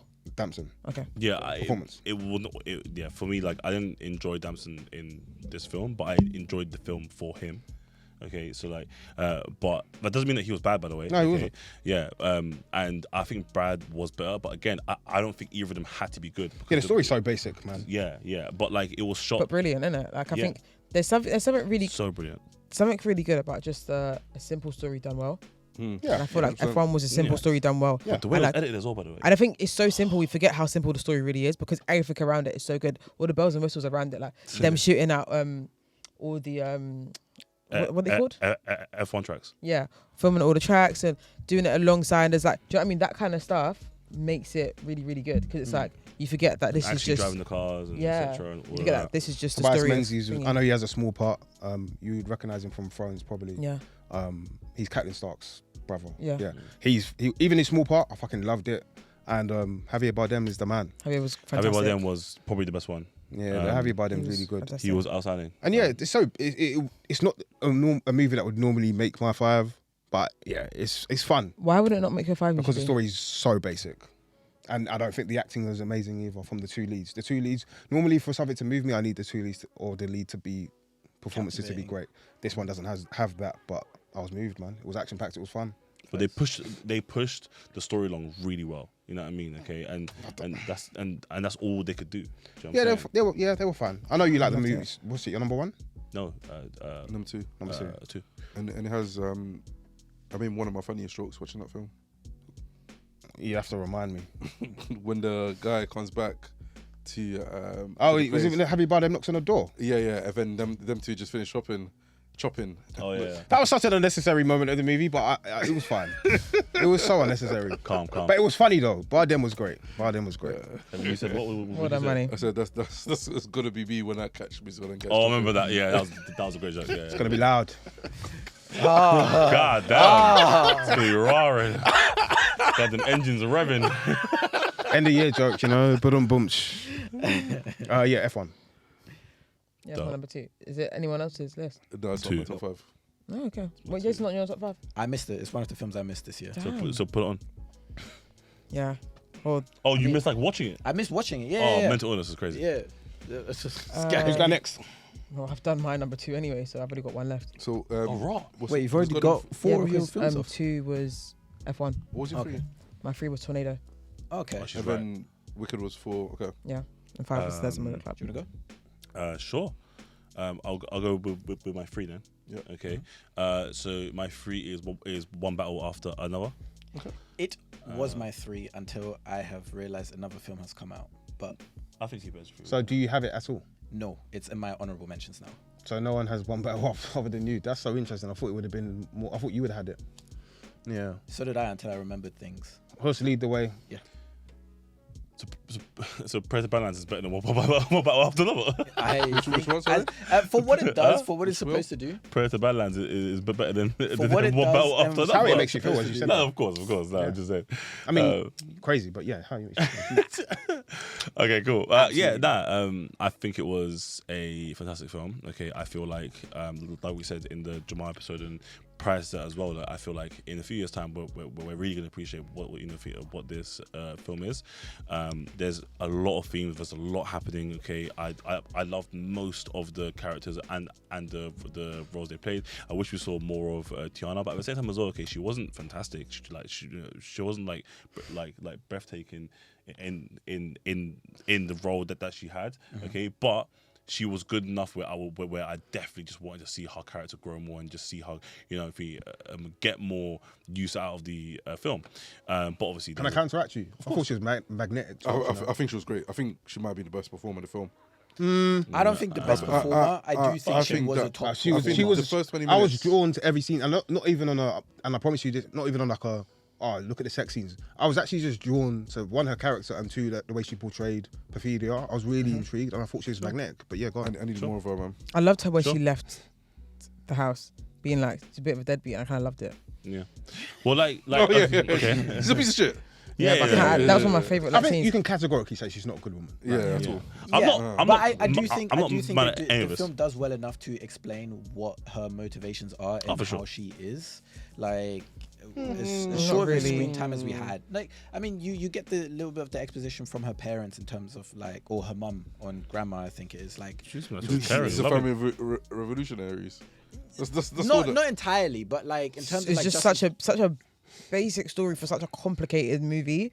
It's like yeah. I think the that's most probably like my poignant biggest issue character. is- The most poignant character has the most simple thing. It's like we all come from revolutionaries, so therefore I will be one. And then it goes into like just the chaos of nothingness. No, I think thought nothing is a bit harsh. I do not think it's harsh. I do not think that's harsh. Second half was rock and roll though. No, but second half is when I say Rock second and half is fucking roll, so man. good. Rock Yeah, and roll, the man. first half annoys me because I think it's it was like, already lost by then. I can't lie to you. seriously. But I think you should watch it again. I think it's a good film. Like, don't get me wrong. I think it's a good Listen, film. I'm not disagreeing with you. I think it's a good film. You But said, brother. We're on the got same you, team. No, I think second half was rock and roll, man. Fucking with it. Leo was great. Benicio, fucking spoke. What's the name? Chance. I think Chase Infinity was Yeah, Chase. that- Infinity. the So good. dynamic Sick name as well. the dynamic between Leo and Chase. Regina. Yeah, I could have done with more of that. Yeah, It was okay. So People keep talking them- about it, but they weren't together so- for that long, man. No, it's Regina's it's a scenes fantastic- when she went to the sisters, those scenes were fucking really good. Yeah, Yeah. But that's what Yeah, I'm saying, yeah, like yeah. the only scene that she really got with him, okay, was by the fire. You know, when they were obviously looking at the First like, half of the movie? Yeah, first half of the movie, and that was like from there. I was like, like for the whole film, I was hoping to see her more and more and more. Do you know what I mean? Okay, she's outstanding. Leo, like we said previously, okay, like Leo is just. He has these like mannerisms and the way he talks, and Leo in panic and in chaos I think is the best Leo.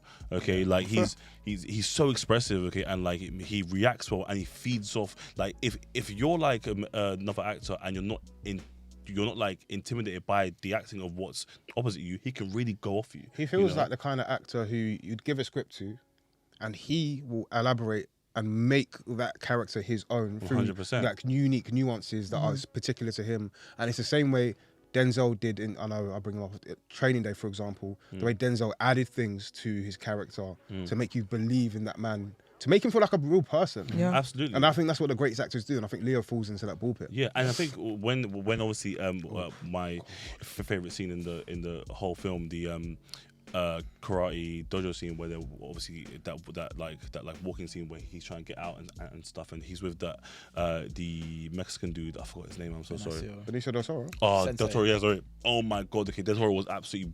He is breathtaking in The dancing scene was fucking funny, man. yeah, but it kind of like reminded me, okay, like the chemistry that they had. It reminded me of kind of like in Django, where Leo and not Jimmy Fox. What's the other guy called? Samuel Jackson. Samuel Jackson. Nope. Keep going. White man. White man. Christopher Waltz. Christopher Waltz. No, not Waltz. Not Walken. That's a different person. Huh? Christopher. Christopher Waltz. Well, yeah. Christopher Waltz. That was Christopher Walken. No, So it's man. getting freaky over here. Sorry, man. Christopher. Christopher Waltz. Just I think like they had this kind of like magnet at that table scene, okay, and I actually feel that Jamie Foxx in that scene was a little bit out of place or like out acted. I didn't feel like that with Benicio. I feel like he matched it, bro. Do you know what I'm saying? Okay, and he was so good He's in that fucking whole great, isn't he? sequence. Yeah, he's fantastic. He's fucking great, man. You know, so yeah, and that was an example of me. Sorry, an example of like how he can really do that. Okay, like there were scenes with like Leo and Chase where Chase was fantastic, but in their scenes together, she just looked so much weaker than what he was. But isn't that like the purpose? She's daughter. And obviously there might be some like but experience he was like a differences. weak dad though. Like deep it, like Until the he was poor dad. until the final scene. You know what I'm saying? But then, and the final scene, the power dynamic shifts. Bro, that is mad. Bro, that is fucking mental. What you just I don't know did. what you just did, but I was even like, it, bro. he put both his hands on his phone. That's crazy, Bro, bro. that is mental. Okay, man. Yeah, it's here. It's here. Do you feel like, okay, with one battle, yeah, there's That's crazy. there was points in one battle where they wouldn't put that in a regular movie. Like there was a lot of wasted time in one battle. Like there was a lot of wasted time. I think it could have gone for another 20 minutes. Absolutely not. There were so many moments here when I'm like, cut that out. That's actually like people saying bye on the phone. Yeah, cool. Not every movie does that. Yeah, but saying bye and then you put the phone down and then you wait for a second and then you cut to the next scene. Like rewatch one battle. Yeah, because when I was watching it, I was like, guys, did you not feel like there were so many moments where they're pretending that this is like, oh, Not at all. artist or Paul Thomas Anderson, like this is how his style is. But I was like, this is so dragged out. I didn't think about that once. I just thought the film was good. Like I literally didn't was feel- not talking about you. I said it didn't in think about- general. Wait, no, I'm part of the conversation. What the fuck? I think No, because you're saying it like I've said it What do about you in mean, particular. No, I'm combating what you're saying. I'm allowed to have an opinion on that. Yeah, but I think what her thing is that she's talking about the way other people might have perceived that scene and like, oh, because there are film bros out there who'll be like, oh yeah, that's the thing, like Paul Thomas Anderson did it. So it's not like, I get where she's coming from. I don't necessarily like agree, but I get the perspective because there are the Kizzes of the world, and this isn't a slight this time. This is just No, genuine. he's self-admittance of it. Yeah. So they're the type of people that will love those, I guess, nuances of we're gonna carry on the scene after we're supposed to finish shooting or whatever. Like that's something he would appreciate. Not for you. What I will say though, I love the ending because there's a moment where, although you know she won't necessarily do it, you're still not sure if she's gonna shoot him or not. And it waits. There's a moment where he's supposed to come out, and it looks as though she knows it's him. And it waits an extra second, and I actually fucking really liked that moment of the movie. And then they have the moment where they reunite, and she's still not sure. It doesn't give you like the happy ending because it still leaves you on tenterhooks as to whether she's still gonna. She's like, "Who are you?" It's like, and I think he gave her the code, right? Yeah. His full like name they're and code, etc. Yeah. and I really like that. Overall, though, I think the movie is good. It just didn't. I don't know. I think again, the hype lost me from the get go because it sold me something that I didn't get. I think there was too much poor writing for me to actually love the film, man. Was that when you say writing? Because we have to move on. My issue with the writing was more how connective it was, especially the split between the first and the second. I think what the film sets up at the beginning of the film does not deliver towards the end. I think It's two different stories. It becomes two different stories. Yeah, and but like I two think that's separate poor. films. You're right. Yeah. Yeah, that's fair. Number 2, number 3. That was my That favorite. was his number 3. I think it's me. I'll go with my number 3. My number 3 is going to be I Swear. Flipping brilliant film about true story about somebody with Tourette's that develops it. I swear I didn't hear you fucking properly. I swear is great. Yeah. I didn't hear. No, I actually just didn't hear you. I swear is great. It's a good film. Good movie, man. It's about But I almost teared up a few times, man. oh yes, it's a great film. I But cried a true story about Where have you got Where have you got it? It's not my list. Oh, interesting. It was in my Honourable mentions. Sorry. it's alright. Directed and written and produced by Kurt Jones. It's a true story about John, can't remember his surname, who develops Tourette's around the age of 13, 14. And that was so interesting. You can develop Tourette's. Yeah. And that was interesting because he's a goalkeeper. He's fucking saving shots. He's fine. He's in school. He's quirky. And then all of a sudden, all of that the twitches start. starts. Bro. And the young kid was fucking great, by the way. Oh yeah, he did. I felt like this is like really well performed, especially for that particular character, the child, and obviously the actor as well. That transition was done really well. Yeah, it was. I think like his character really well to go on to becoming who he is in adulthood. But yeah, it's a really good film, and I feel like it's obviously got some really dark moments, but the balance is really really well with actually humanizing, I guess the quote unquote disability. And the Tourette's community. And the Tourette's community, it's something that like Hard Truth does as well, in terms of like him and his British movies. yeah, 100%. It's a really good film, though. Where not only does it like humanize these individuals, but also highlights the problem that us as a society might have, not because these problems exist, but because we don't know how to deal with these problems. I think somebody like speaks about the world is that it's not necessarily that people have disabilities, just that the world doesn't have a way to ensure that people with disabilities are living life correctly. Like if you go to the train station and there's a bunch of stairs to get to the train, the issue isn't because somebody's got a disability that can't walk up the stairs. It's because we haven't created ways for them to get up there. Because the created ways for us to walk up the stairs, people without able body, but You're not only as somebody with disabled physical. as the world makes you. Say again? You're only as disabled as the world makes you. Absolutely. And I feel like this film kind of highlights some of that in the way that how we interact with people with, I guess to an extent, like disabilities that are not physically appearing.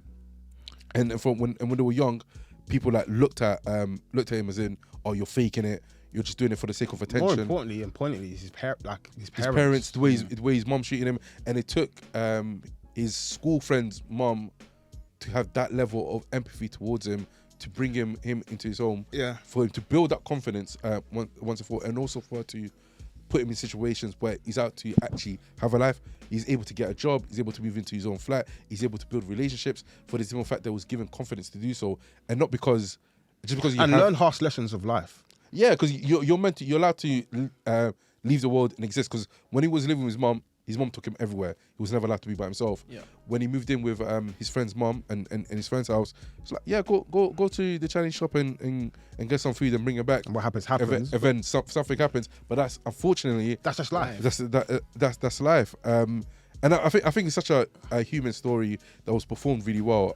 He was great, man. He was great, man. And it's a poignant ending, like because we know it's a true story as well. It's so poignant. When they all come together, and you're like, like community is so important for everybody, especially kinfolk, like-minded people, people who have the same issues, struggles, the same joys, the same triumphs. It's so important to have that, because they didn't have that before, because it was just their parents dealing with their disability. And I think it's also an honest movie, because to some degree, if you saw someone in the street just swearing their mind off, you would look at them like, what the fuck is wrong with you, you weirdo? But then it's like I guess the natural thing is to think, yeah, you're odd, but if you dive into that, the actual person, for the most part, they could be like a very normal person. Just And that's who like John enough was. empathy and stuff. That's who John was. And like the guy that gave a testimony for him, his manager, one of the most beautiful and honest conversations, because he was like, he's such a nice kid. And then to see the struggles he had to get through to get to where he did, it was so sad, but also so joyful when you get towards the end of the movie. Yeah. The scene in the library almost made me tear up. He couldn't go on. When he goes to the library towards it the end, had be done. it's like, because obviously they mentioned it before that he's never been able to go to the library because he starts Said he's always wanted to go to swearing one as well. and shouting.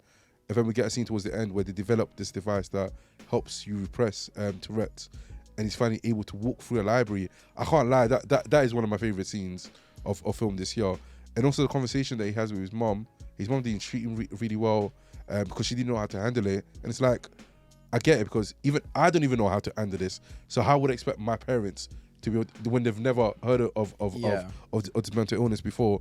And yeah, man, it's a really honest look into how we treat people with certain conditions and how they feel about themselves. Do you know, like, I think it was such an emotional, it was the hardest film that I had to get through this year.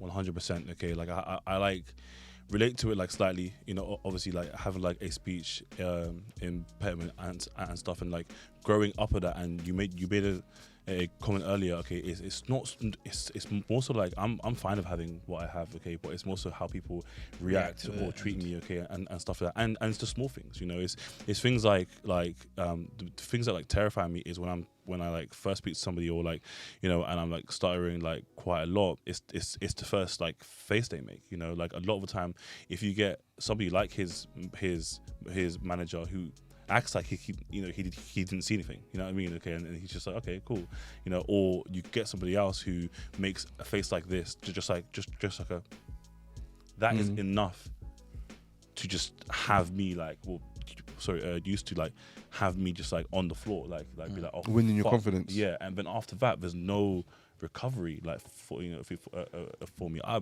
struggled heavily like when I was like 16 to like 21, like going to like job interviews and that kind of stuff. Okay, I used to like train and do all of that kind of stuff, just so I don't have that moment, that one tiny moment, you know.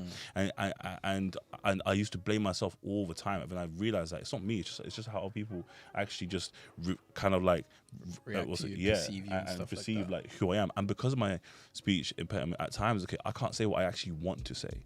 So I reword it in a manner that maybe isn't as favorable, or maybe isn't, you know what I'm saying, like as in like the actual point that I'm trying to make, okay? But the way that it works is that in my head I know what I want to say, but I start saying it and then I cannot say it. So then I have to rejig it and go in a different direction. And he goes through that so much in this film, obviously with a different condition, okay, worse condition, you know, in theory, I guess, you know what I'm saying? But and I felt so bad for him, and it's the same result. You know, obviously, I'm from like an African household, you know, and all of them, nobody really knew how to, you know, deal with it. You know what I'm saying? And even to this day, obviously, I love my parents, I love mum and that, okay. But even to this day, like my mum thinks it's good to make a face. Like if I start, like she'll make a face because she'll be like, "Yo, fix up."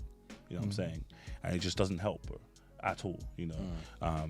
But yeah, it was the hardest film that I've had to get through this year. But it was so relatable and it was so beautiful, and it was almost in my top 5. But yeah, it's dope. Who's going? I think Manny again.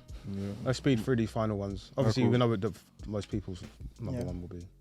I'm gonna talk about becoming a guinea fowl. That's number 2 for you. That's my number 2. Becoming. Sorry, I wasn't unprepared to go straight into it. Unbecoming a Guinea Fowl is a Zambian British film about this woman.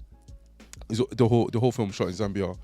Wow, nice. She's driving along and she sees a body on the floor, and the body is of her uncle Fred. And one of the next shots is that we see a younger version of her standing over the body, and very quickly you understand what the show is about, what the film is about. Her cousin comes, sees her, they have a chat, and throughout the whole film, none of the male adult characters get a name. Only the women do. The cousins, the aunties, the uncle's wife. The main character's dad is just called Dad. But there's a reason for that, and I think because the whole film is mainly about this Uncle Fred, who they're doing a whole funeral for, and it takes like how many days it is. They're cooking in food, or they're cooking food for the funeral, cooking food for the wife. Is that he was an abuser, and he abused quite a lot of the girls in the family. But based on how society is, there's still like a level of respect that people are giving to him. And throughout the whole film, we get the perspective of his niece and her cousins, and also the aunties, in terms of how they navigate a world that's a patriarchal world where men can pretty much do what they want and they don't really face the consequences of it. It was a very difficult watch, and I watched that, and then I watched Sorry Baby back to back, not knowing what both those films were. That's a lot. And it was a lot to take in. I remember message guys like, bro, I need something to lighten me. Message guys. Huh? Hey, listen, actually, listen. Yeah, and you give me a good film to watch. Come on, man. What movie did you suggest? It's coming up soon. Yeah, Okay. yeah. That was actually those actually were difficult watches, and it's like, and because it's full the perspective, and it was such an interesting watch because it wasn't necessarily about that particular man or the man within the community. It's more so about the film is called Of Becoming a Guinea Fowl, and at the end they kind of explain what a guinea fowl is. It is a bird that kind of is important within certain jungles in Africa, that when they see a predator coming, they kind of make noises for other animals. It's a warning sign. It's a warning sign. Yeah. And I think the issue of this is like Of Becoming is that she grew up with aunties that were never that for her. They Okay, so like she's- even We when knew there was what like was going on, right? yeah, they knew what was happening, but they spoke to their uncle, was like, oh, I'll change. But That's a common thing. that is a common is- thing, and yeah.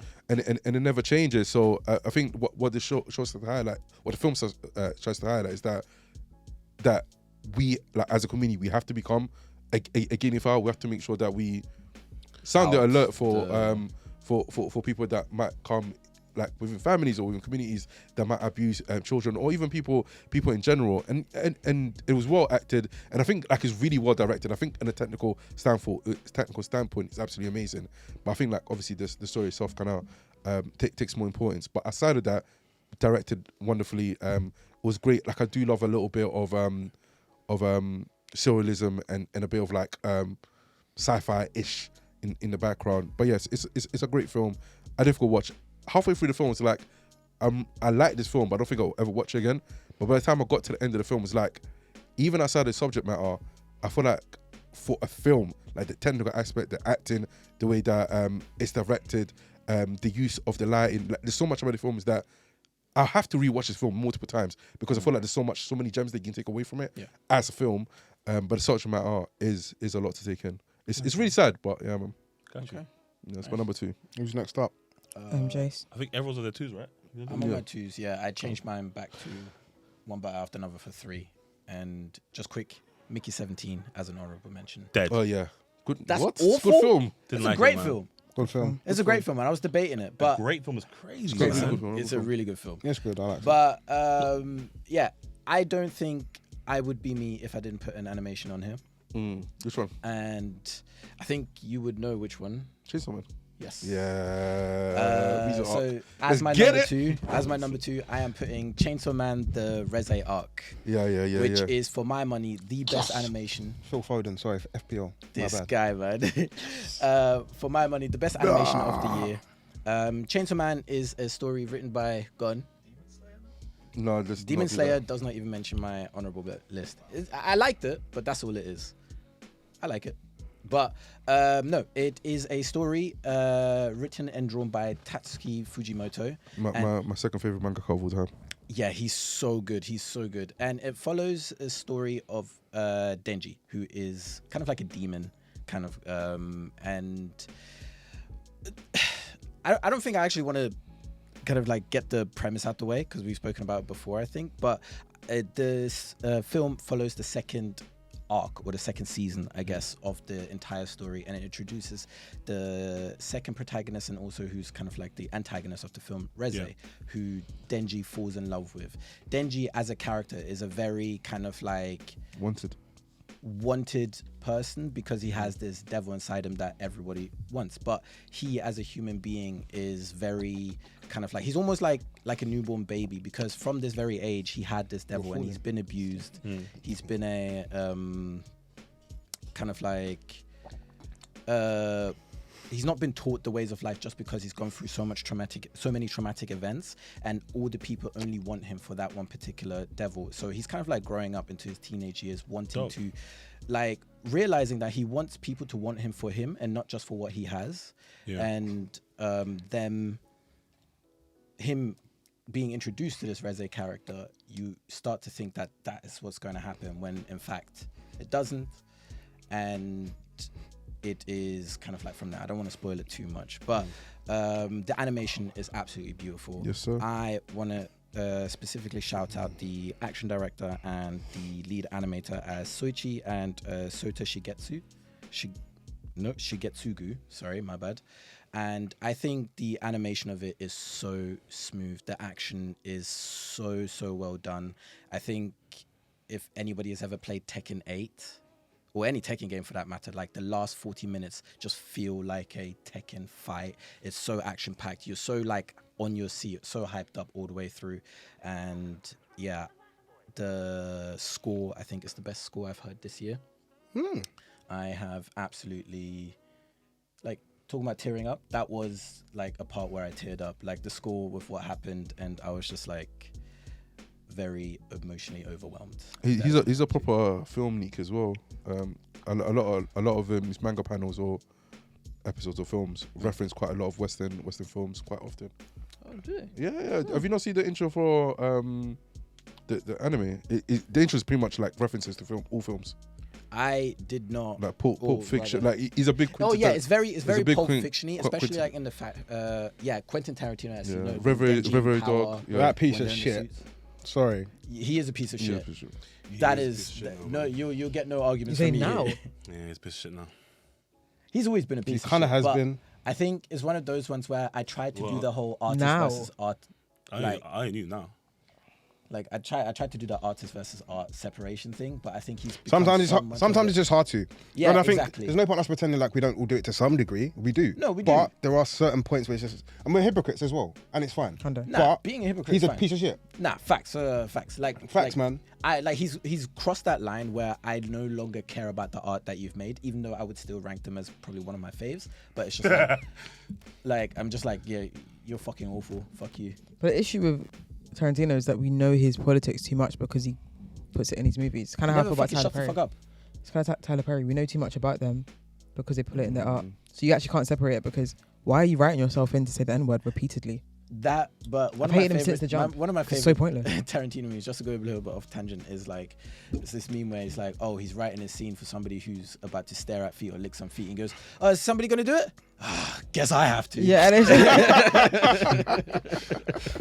And then I'm just like, yeah, that's kind of funny. But yeah, Chainsaw Man, Reze Arc, my number 2. Fair dues, man. I think all of us bar you two have I haven't done my 2. I've done my 2 I've got my. Because you one done your left, 2? And I think. Did you do your 2? Yeah. Probably going to be very similar. F1. Everyone's tired. Let me go through because I know everyone's a bit tired. We're feeling it. We're coming towards the close. I haven't watched this movie since I watched it in March, I think, or April. It's called The Ballad of Wallace Island. I recommended it to Manny recently. I love the fucking movie. It's Great film. It's a complete antithesis of the type of movie you would associate with me. It's so fucking feel good. It follows a rich guy on the island, millionaire. Spoke about this, I remember, yeah. Spoke about it before. He's got his island and he's a fan of this music duo who are a couple. Yeah. He basically tricks them both into coming onto the island. So I think the duality of it is he wants to see them perform. Tricking people onto an island. He tricks one of them. Yeah. Manipulates them. Anyway, I've heard this story before. to one to it's not that though.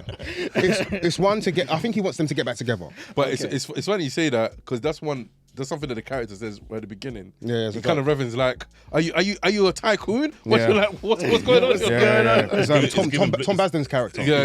It's given blink twice. It's not that though. It's completely away from that. It's so heartfelt. Epstein. And I think the balance of it. Yeah. I mean, you didn't have to actually say it A lie? because we can't. Yeah. I know we'll cut it out. Yo, T, can you? No, time code do you that? need to cut it out? Cool. Yeah, go cut it out. Brother, we've been striked every episode for past 5 episodes. Okay. I think there's the duality of he wants to see them perform. He wants them, but I also think he wants them to get back together. And I think he's just a lover and a yearner for love. And he's trying to replace something that he hasn't got in his life. And he traces his love for them is traced back to a previous time in his life where he had love as well. So it's so heartfelt in that sense.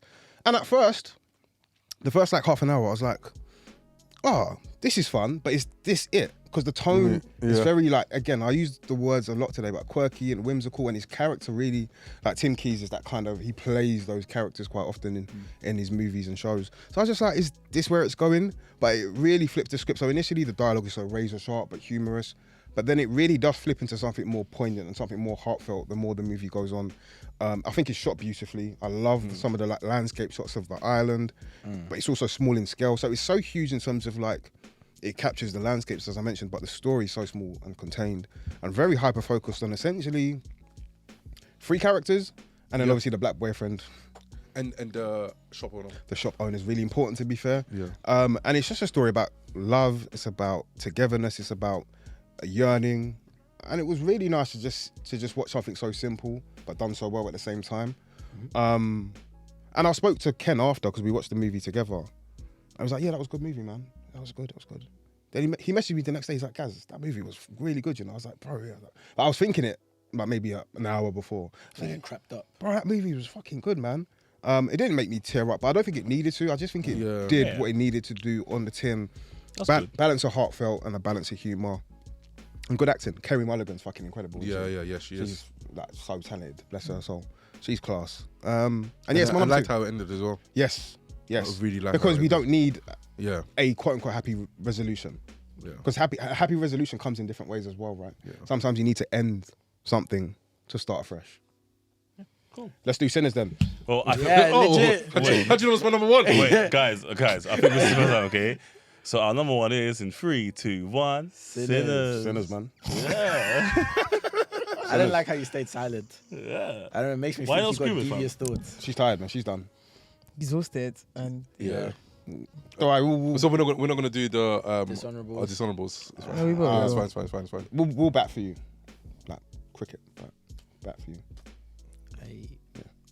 Anyway, Sinners, the greatest film of all Sinners, time. Incredible. yeah. Yeah, Can I great grab film. my phone, please? I think, think on the list. I forgot. I think what Sinners did is on like a broad scale. It dove into so many interesting, varying stories, but they all submerged into one. And I think that was Michael B. Jordan's best performance. Oh, facts. I've ever Yeah. seen. Yeah, for sure. His best performance. And I hope, well, I assume he'll be up for nominations in terms of like Oscars. the And way the why are conversations you not is buying going- Michael B. Sounds Jordan? like he might not be, you With know. the, with Yeah, I the way don't the think he current will. conversation is going, like Fruitvale's, yeah, no, Sinners is better. Bro, No, this Sinners is is better this as a is his performance. best, yeah. He's just gotten better. Fruitvale's trauma porn. That's No, what has. it is. He's just gotten No, better. you're right. Like he's literally just gotten He better. has like, gotten better. Fruitvale was fantastic, but he was just good then. He's now never he's been really a bad great. actor, and yeah. that's the point. Yeah. So he's always been like he's been good So, since Wallace. You know, I was. No, Yeah. I Yeah. don't think he's ever been a bad actor. Yeah, he's been good since Wallace. He's just better now. Do you know I was talking to kids last week about Sinners because I think I was watched it for the third time. I think that's half of Manny's watching it. But like Again tomorrow. You're going to be a fire. Yeah. I might. Oh, so you're going to get to see the prologue for the Odyssey. 6 minutes. You're Oh, lying to me. yeah, 'Cause yeah. I was considering not going because I got bare shit to do. Hey, I'll buy a ticket off you. You're gonna go with Tolu? Which Tolu? Whichever Tolu. Tolu. Yeah. Oh, my babes. Yeah. Oh, I'll do that. All right, okay.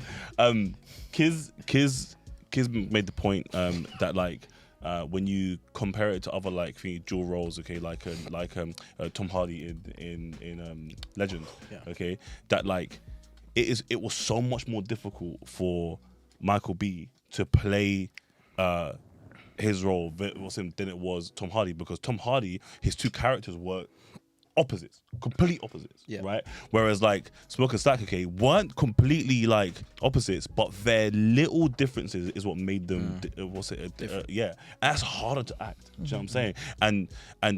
And like Michael B made those differences known, but it was enough to be like they're similar enough, or they have a similar thought process, okay, that they're very much twins, and it's people are underestimating how difficult that is to actually do.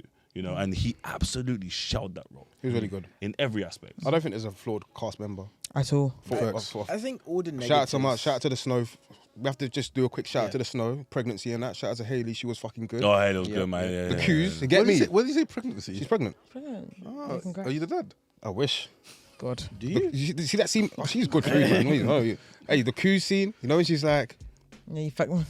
I actually hate that. I actually hate that sentence. Man. That dialogue is so good. I get why, but come on. Yeah, it's actually just really cringe. But it's not. No, it's because everyone kept saying it. by the way, do you know why he only likes Sinners? It's only because of Jamie Lawson, and she was getting crotches eaten anyway. Wow. You just Yeah. Ed out his entire business. Ed out his entire business. Yeah, fair enough. That should have been me. Should have been me.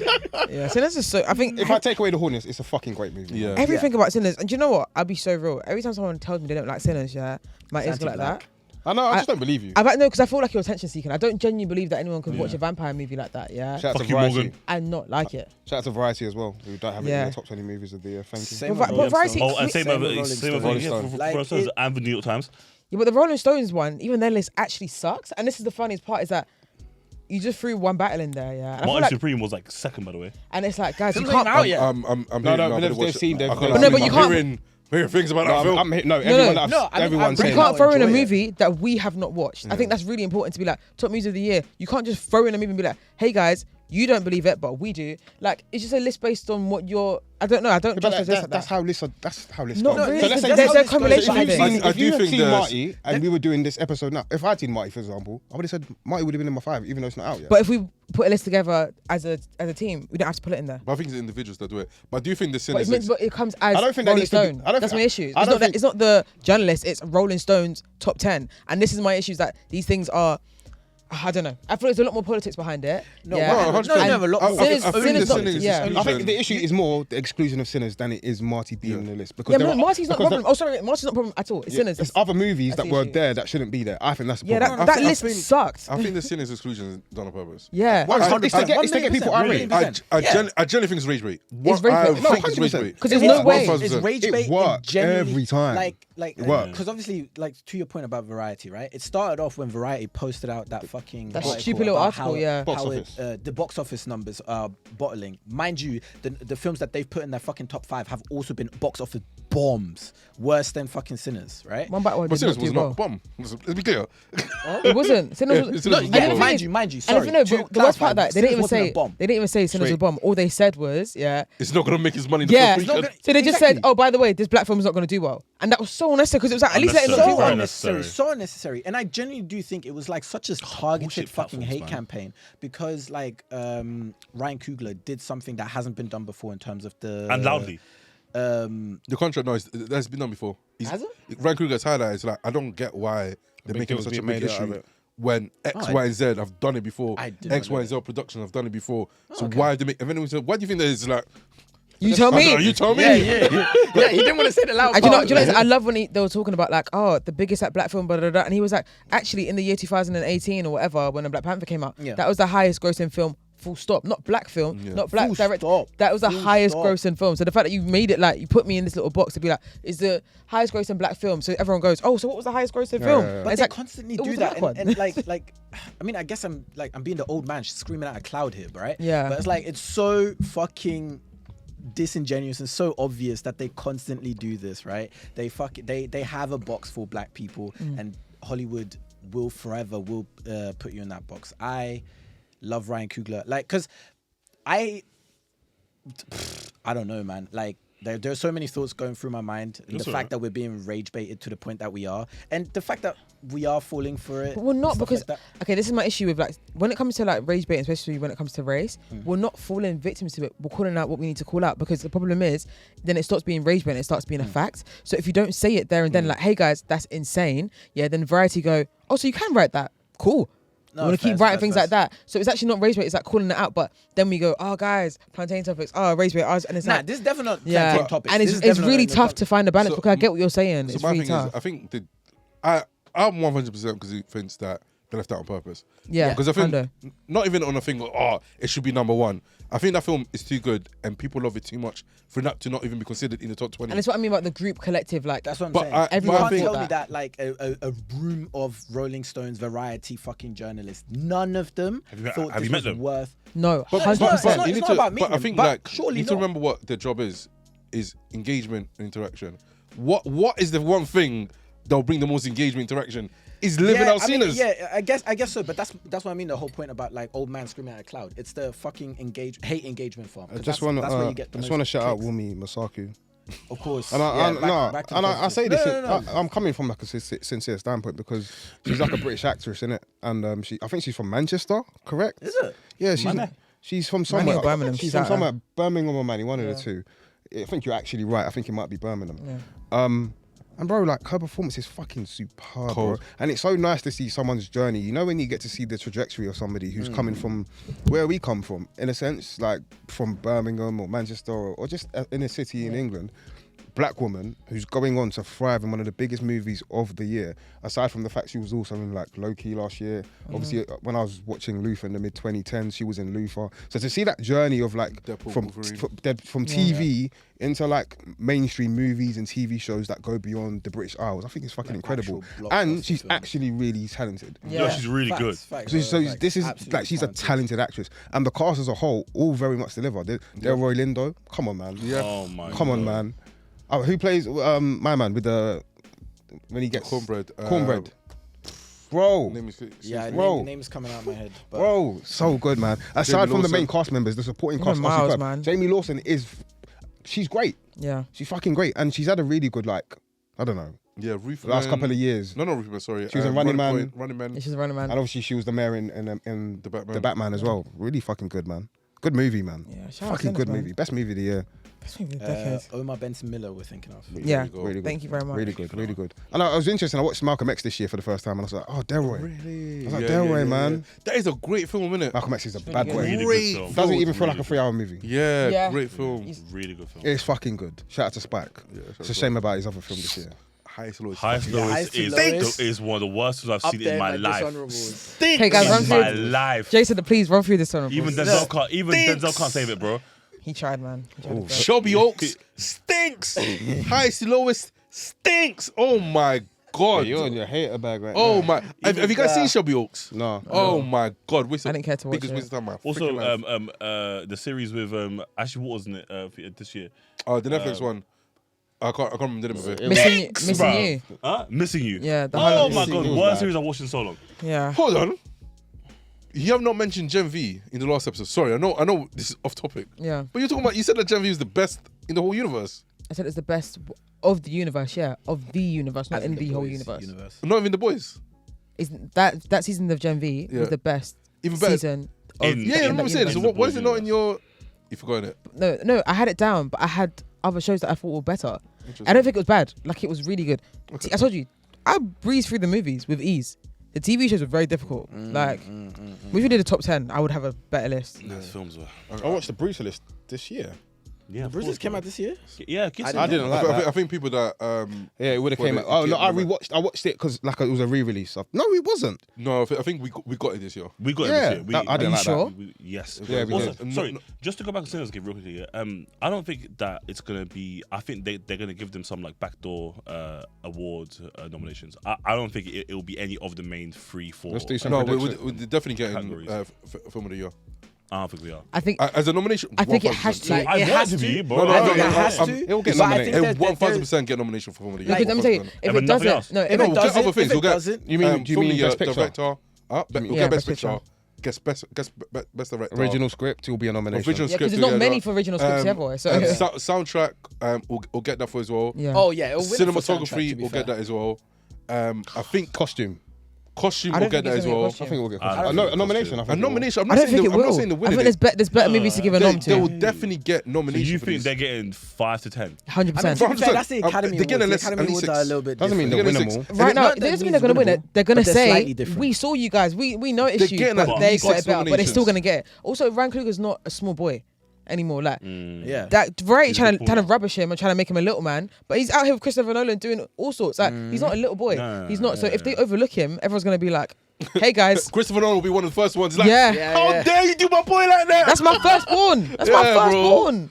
Yeah. By the way, so They're getting at least 6 Chris- noms minimum. Chris, great PR. Great PR from you.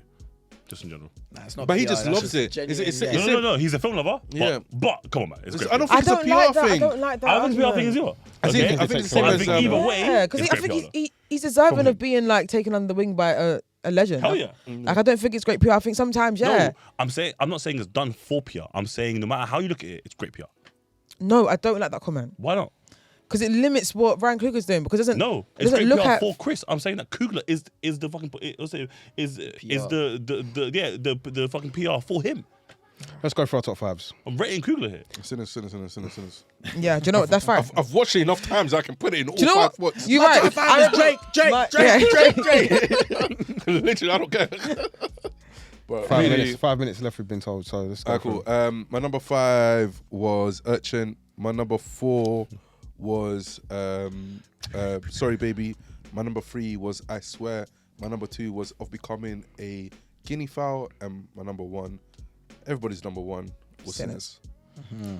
Jace. Just real quick. So Superman at 5, Predator Badlands at 4, one battle after another at 3, Chainsaw Man Reze Arc at 2, and then Sinners at numero uno.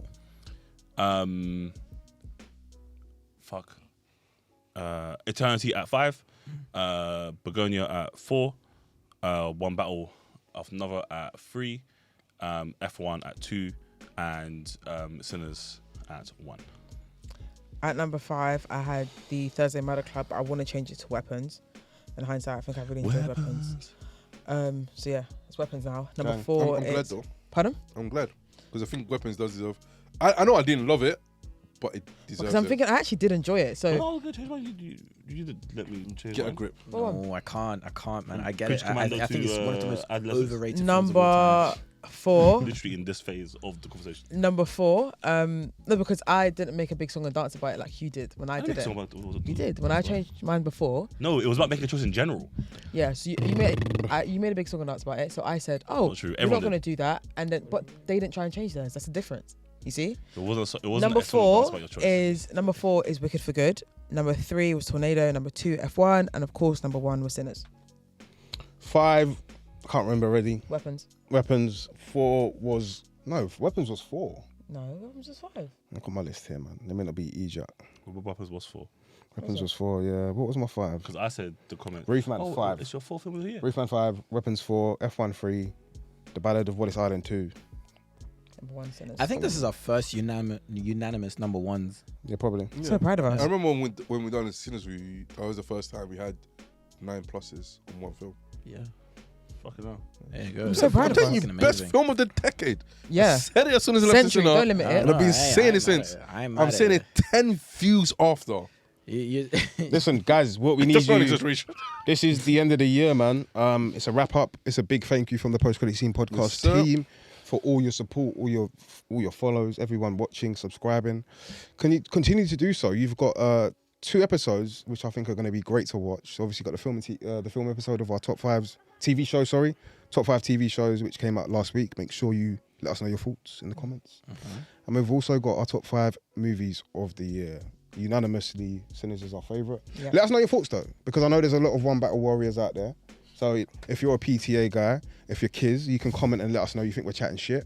If you agree, disagree, we want to know. in the comments. I think either way though, it's always fun to hear people's opinions on, Hell yeah, man. what we think and so on and so forth. For sure. So make sure you let us know your thoughts in the comments. We wish you a very Merry Christmas And a Happy New and Year. a Happy New Year. Yeah. And see you guys next year, man. PCS over and out. No. Love is the film and TV. No, what's the outro?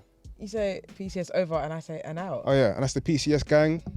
You say over and I say and out. Over and Oh wait, No, wait. over and out. Also, before we do that, can we do like we done last year, like a little recap on what we've done this year? Do you remember The guest and that. Yeah, oh yeah, go for it. yeah. Nah. What's the outro though? You say Yeah, you PCS say over she says, and out. She says and out. And that's yeah. us over and out. No, you still. I don't. We'll figure it out. You go. Yeah, nah. Obviously, Yeah, go be season quick. 4 most. I got you, bro. It's our highest episode count ever. I think this will be episode 47 or 8. Okay, which is incredible. Which is massive. It's the first time that we've gone weekly. So thank you for everybody for locking in. Okay, we launched on YouTube. We got over 6,000 subs in our first year. So thank you again for that, and over like 200,000 views on the channel. We've taken the junket format and really kind of like, you know, stretched that and had on incredible people actually come to the studio, meet with us, talk with us, okay, and be with us, like obviously Josh, Tadeku, Redar, Samira Wiley, you know, just a few people. So yeah. You know, thank you for that as well. We've had incredible members of our film and TV community, you know, if you come through as well and, you know, be a part of that. We've had journalists and friends and people who have always said yes and obviously supported us loudly and proudly, you know. So thank you again. We had our live show this year as well at the TNB Festival, which was outstanding. We had our first pub quiz, which was also brilliant. This year. It's this year, Damn. man, honestly. yeah, we had our first pub quiz, which was this year. We didn't get to give you any more live shows, but you know, we got some stuff coming out obviously next year, and that'll be fantastic. We've grown massively on all platforms, so thank you so much. Millions of views across everything, okay, especially on TikTok, which we've hit another 1.5 million views this year. Thank you again for all of that. And yeah, we. What was your love favorite you. episode? Great. My favorite episode to watch or be in, because they're two different. Either. You gotta be quick. Okay, cool. Somebody's growing impatient. To be in. He looks fucking tired. To be in, my favorite episode was the Jamal episode. I really enjoyed Biss and Jamal. I think that was super dope. And to watch was the Josh Tadeku one, just because he was so natural. He was really natural. Hey, he's saying shut up. and he killed him, man. So yeah, That's a no, shame. yeah. I wanted to hear what everyone else is. Yeah. What's killing our time? How much is that saying? It's gonna cut off soon. How much is that saying? Saying hurry up. Is it? Alright, cool. Go. Soda, That's true. favorite episode of the year. Favorite episode of the year. I really enjoyed the Josh one. I found him really funny. Yeah. Also, recency bias, but I loved Redder. I think Redder's great. Great. It's a good Yeah. good But episode. you were floating. I actually wasn't flirting with him. And there's one episode we did, with us three that I really enjoyed. I can't remember which one it was. No, Or the start of the year. I feel like it was the start of the year. First one. Last year? No. No, It's the start first of the one of the year. It might have been that. We What's did the first our one of the year? drafts for the favourite movies and TV shows. Yes, that was really fun. I enjoyed that. It's Yeah, good start. my favourite. What about you? Probably Josh or the one with Ore. That was a really good app. I enjoyed that app a lot, actually. Josh Yeah. or Ore, you know. Jason. Oh, but also, yeah, no, he weren't great. Joking. Sicko.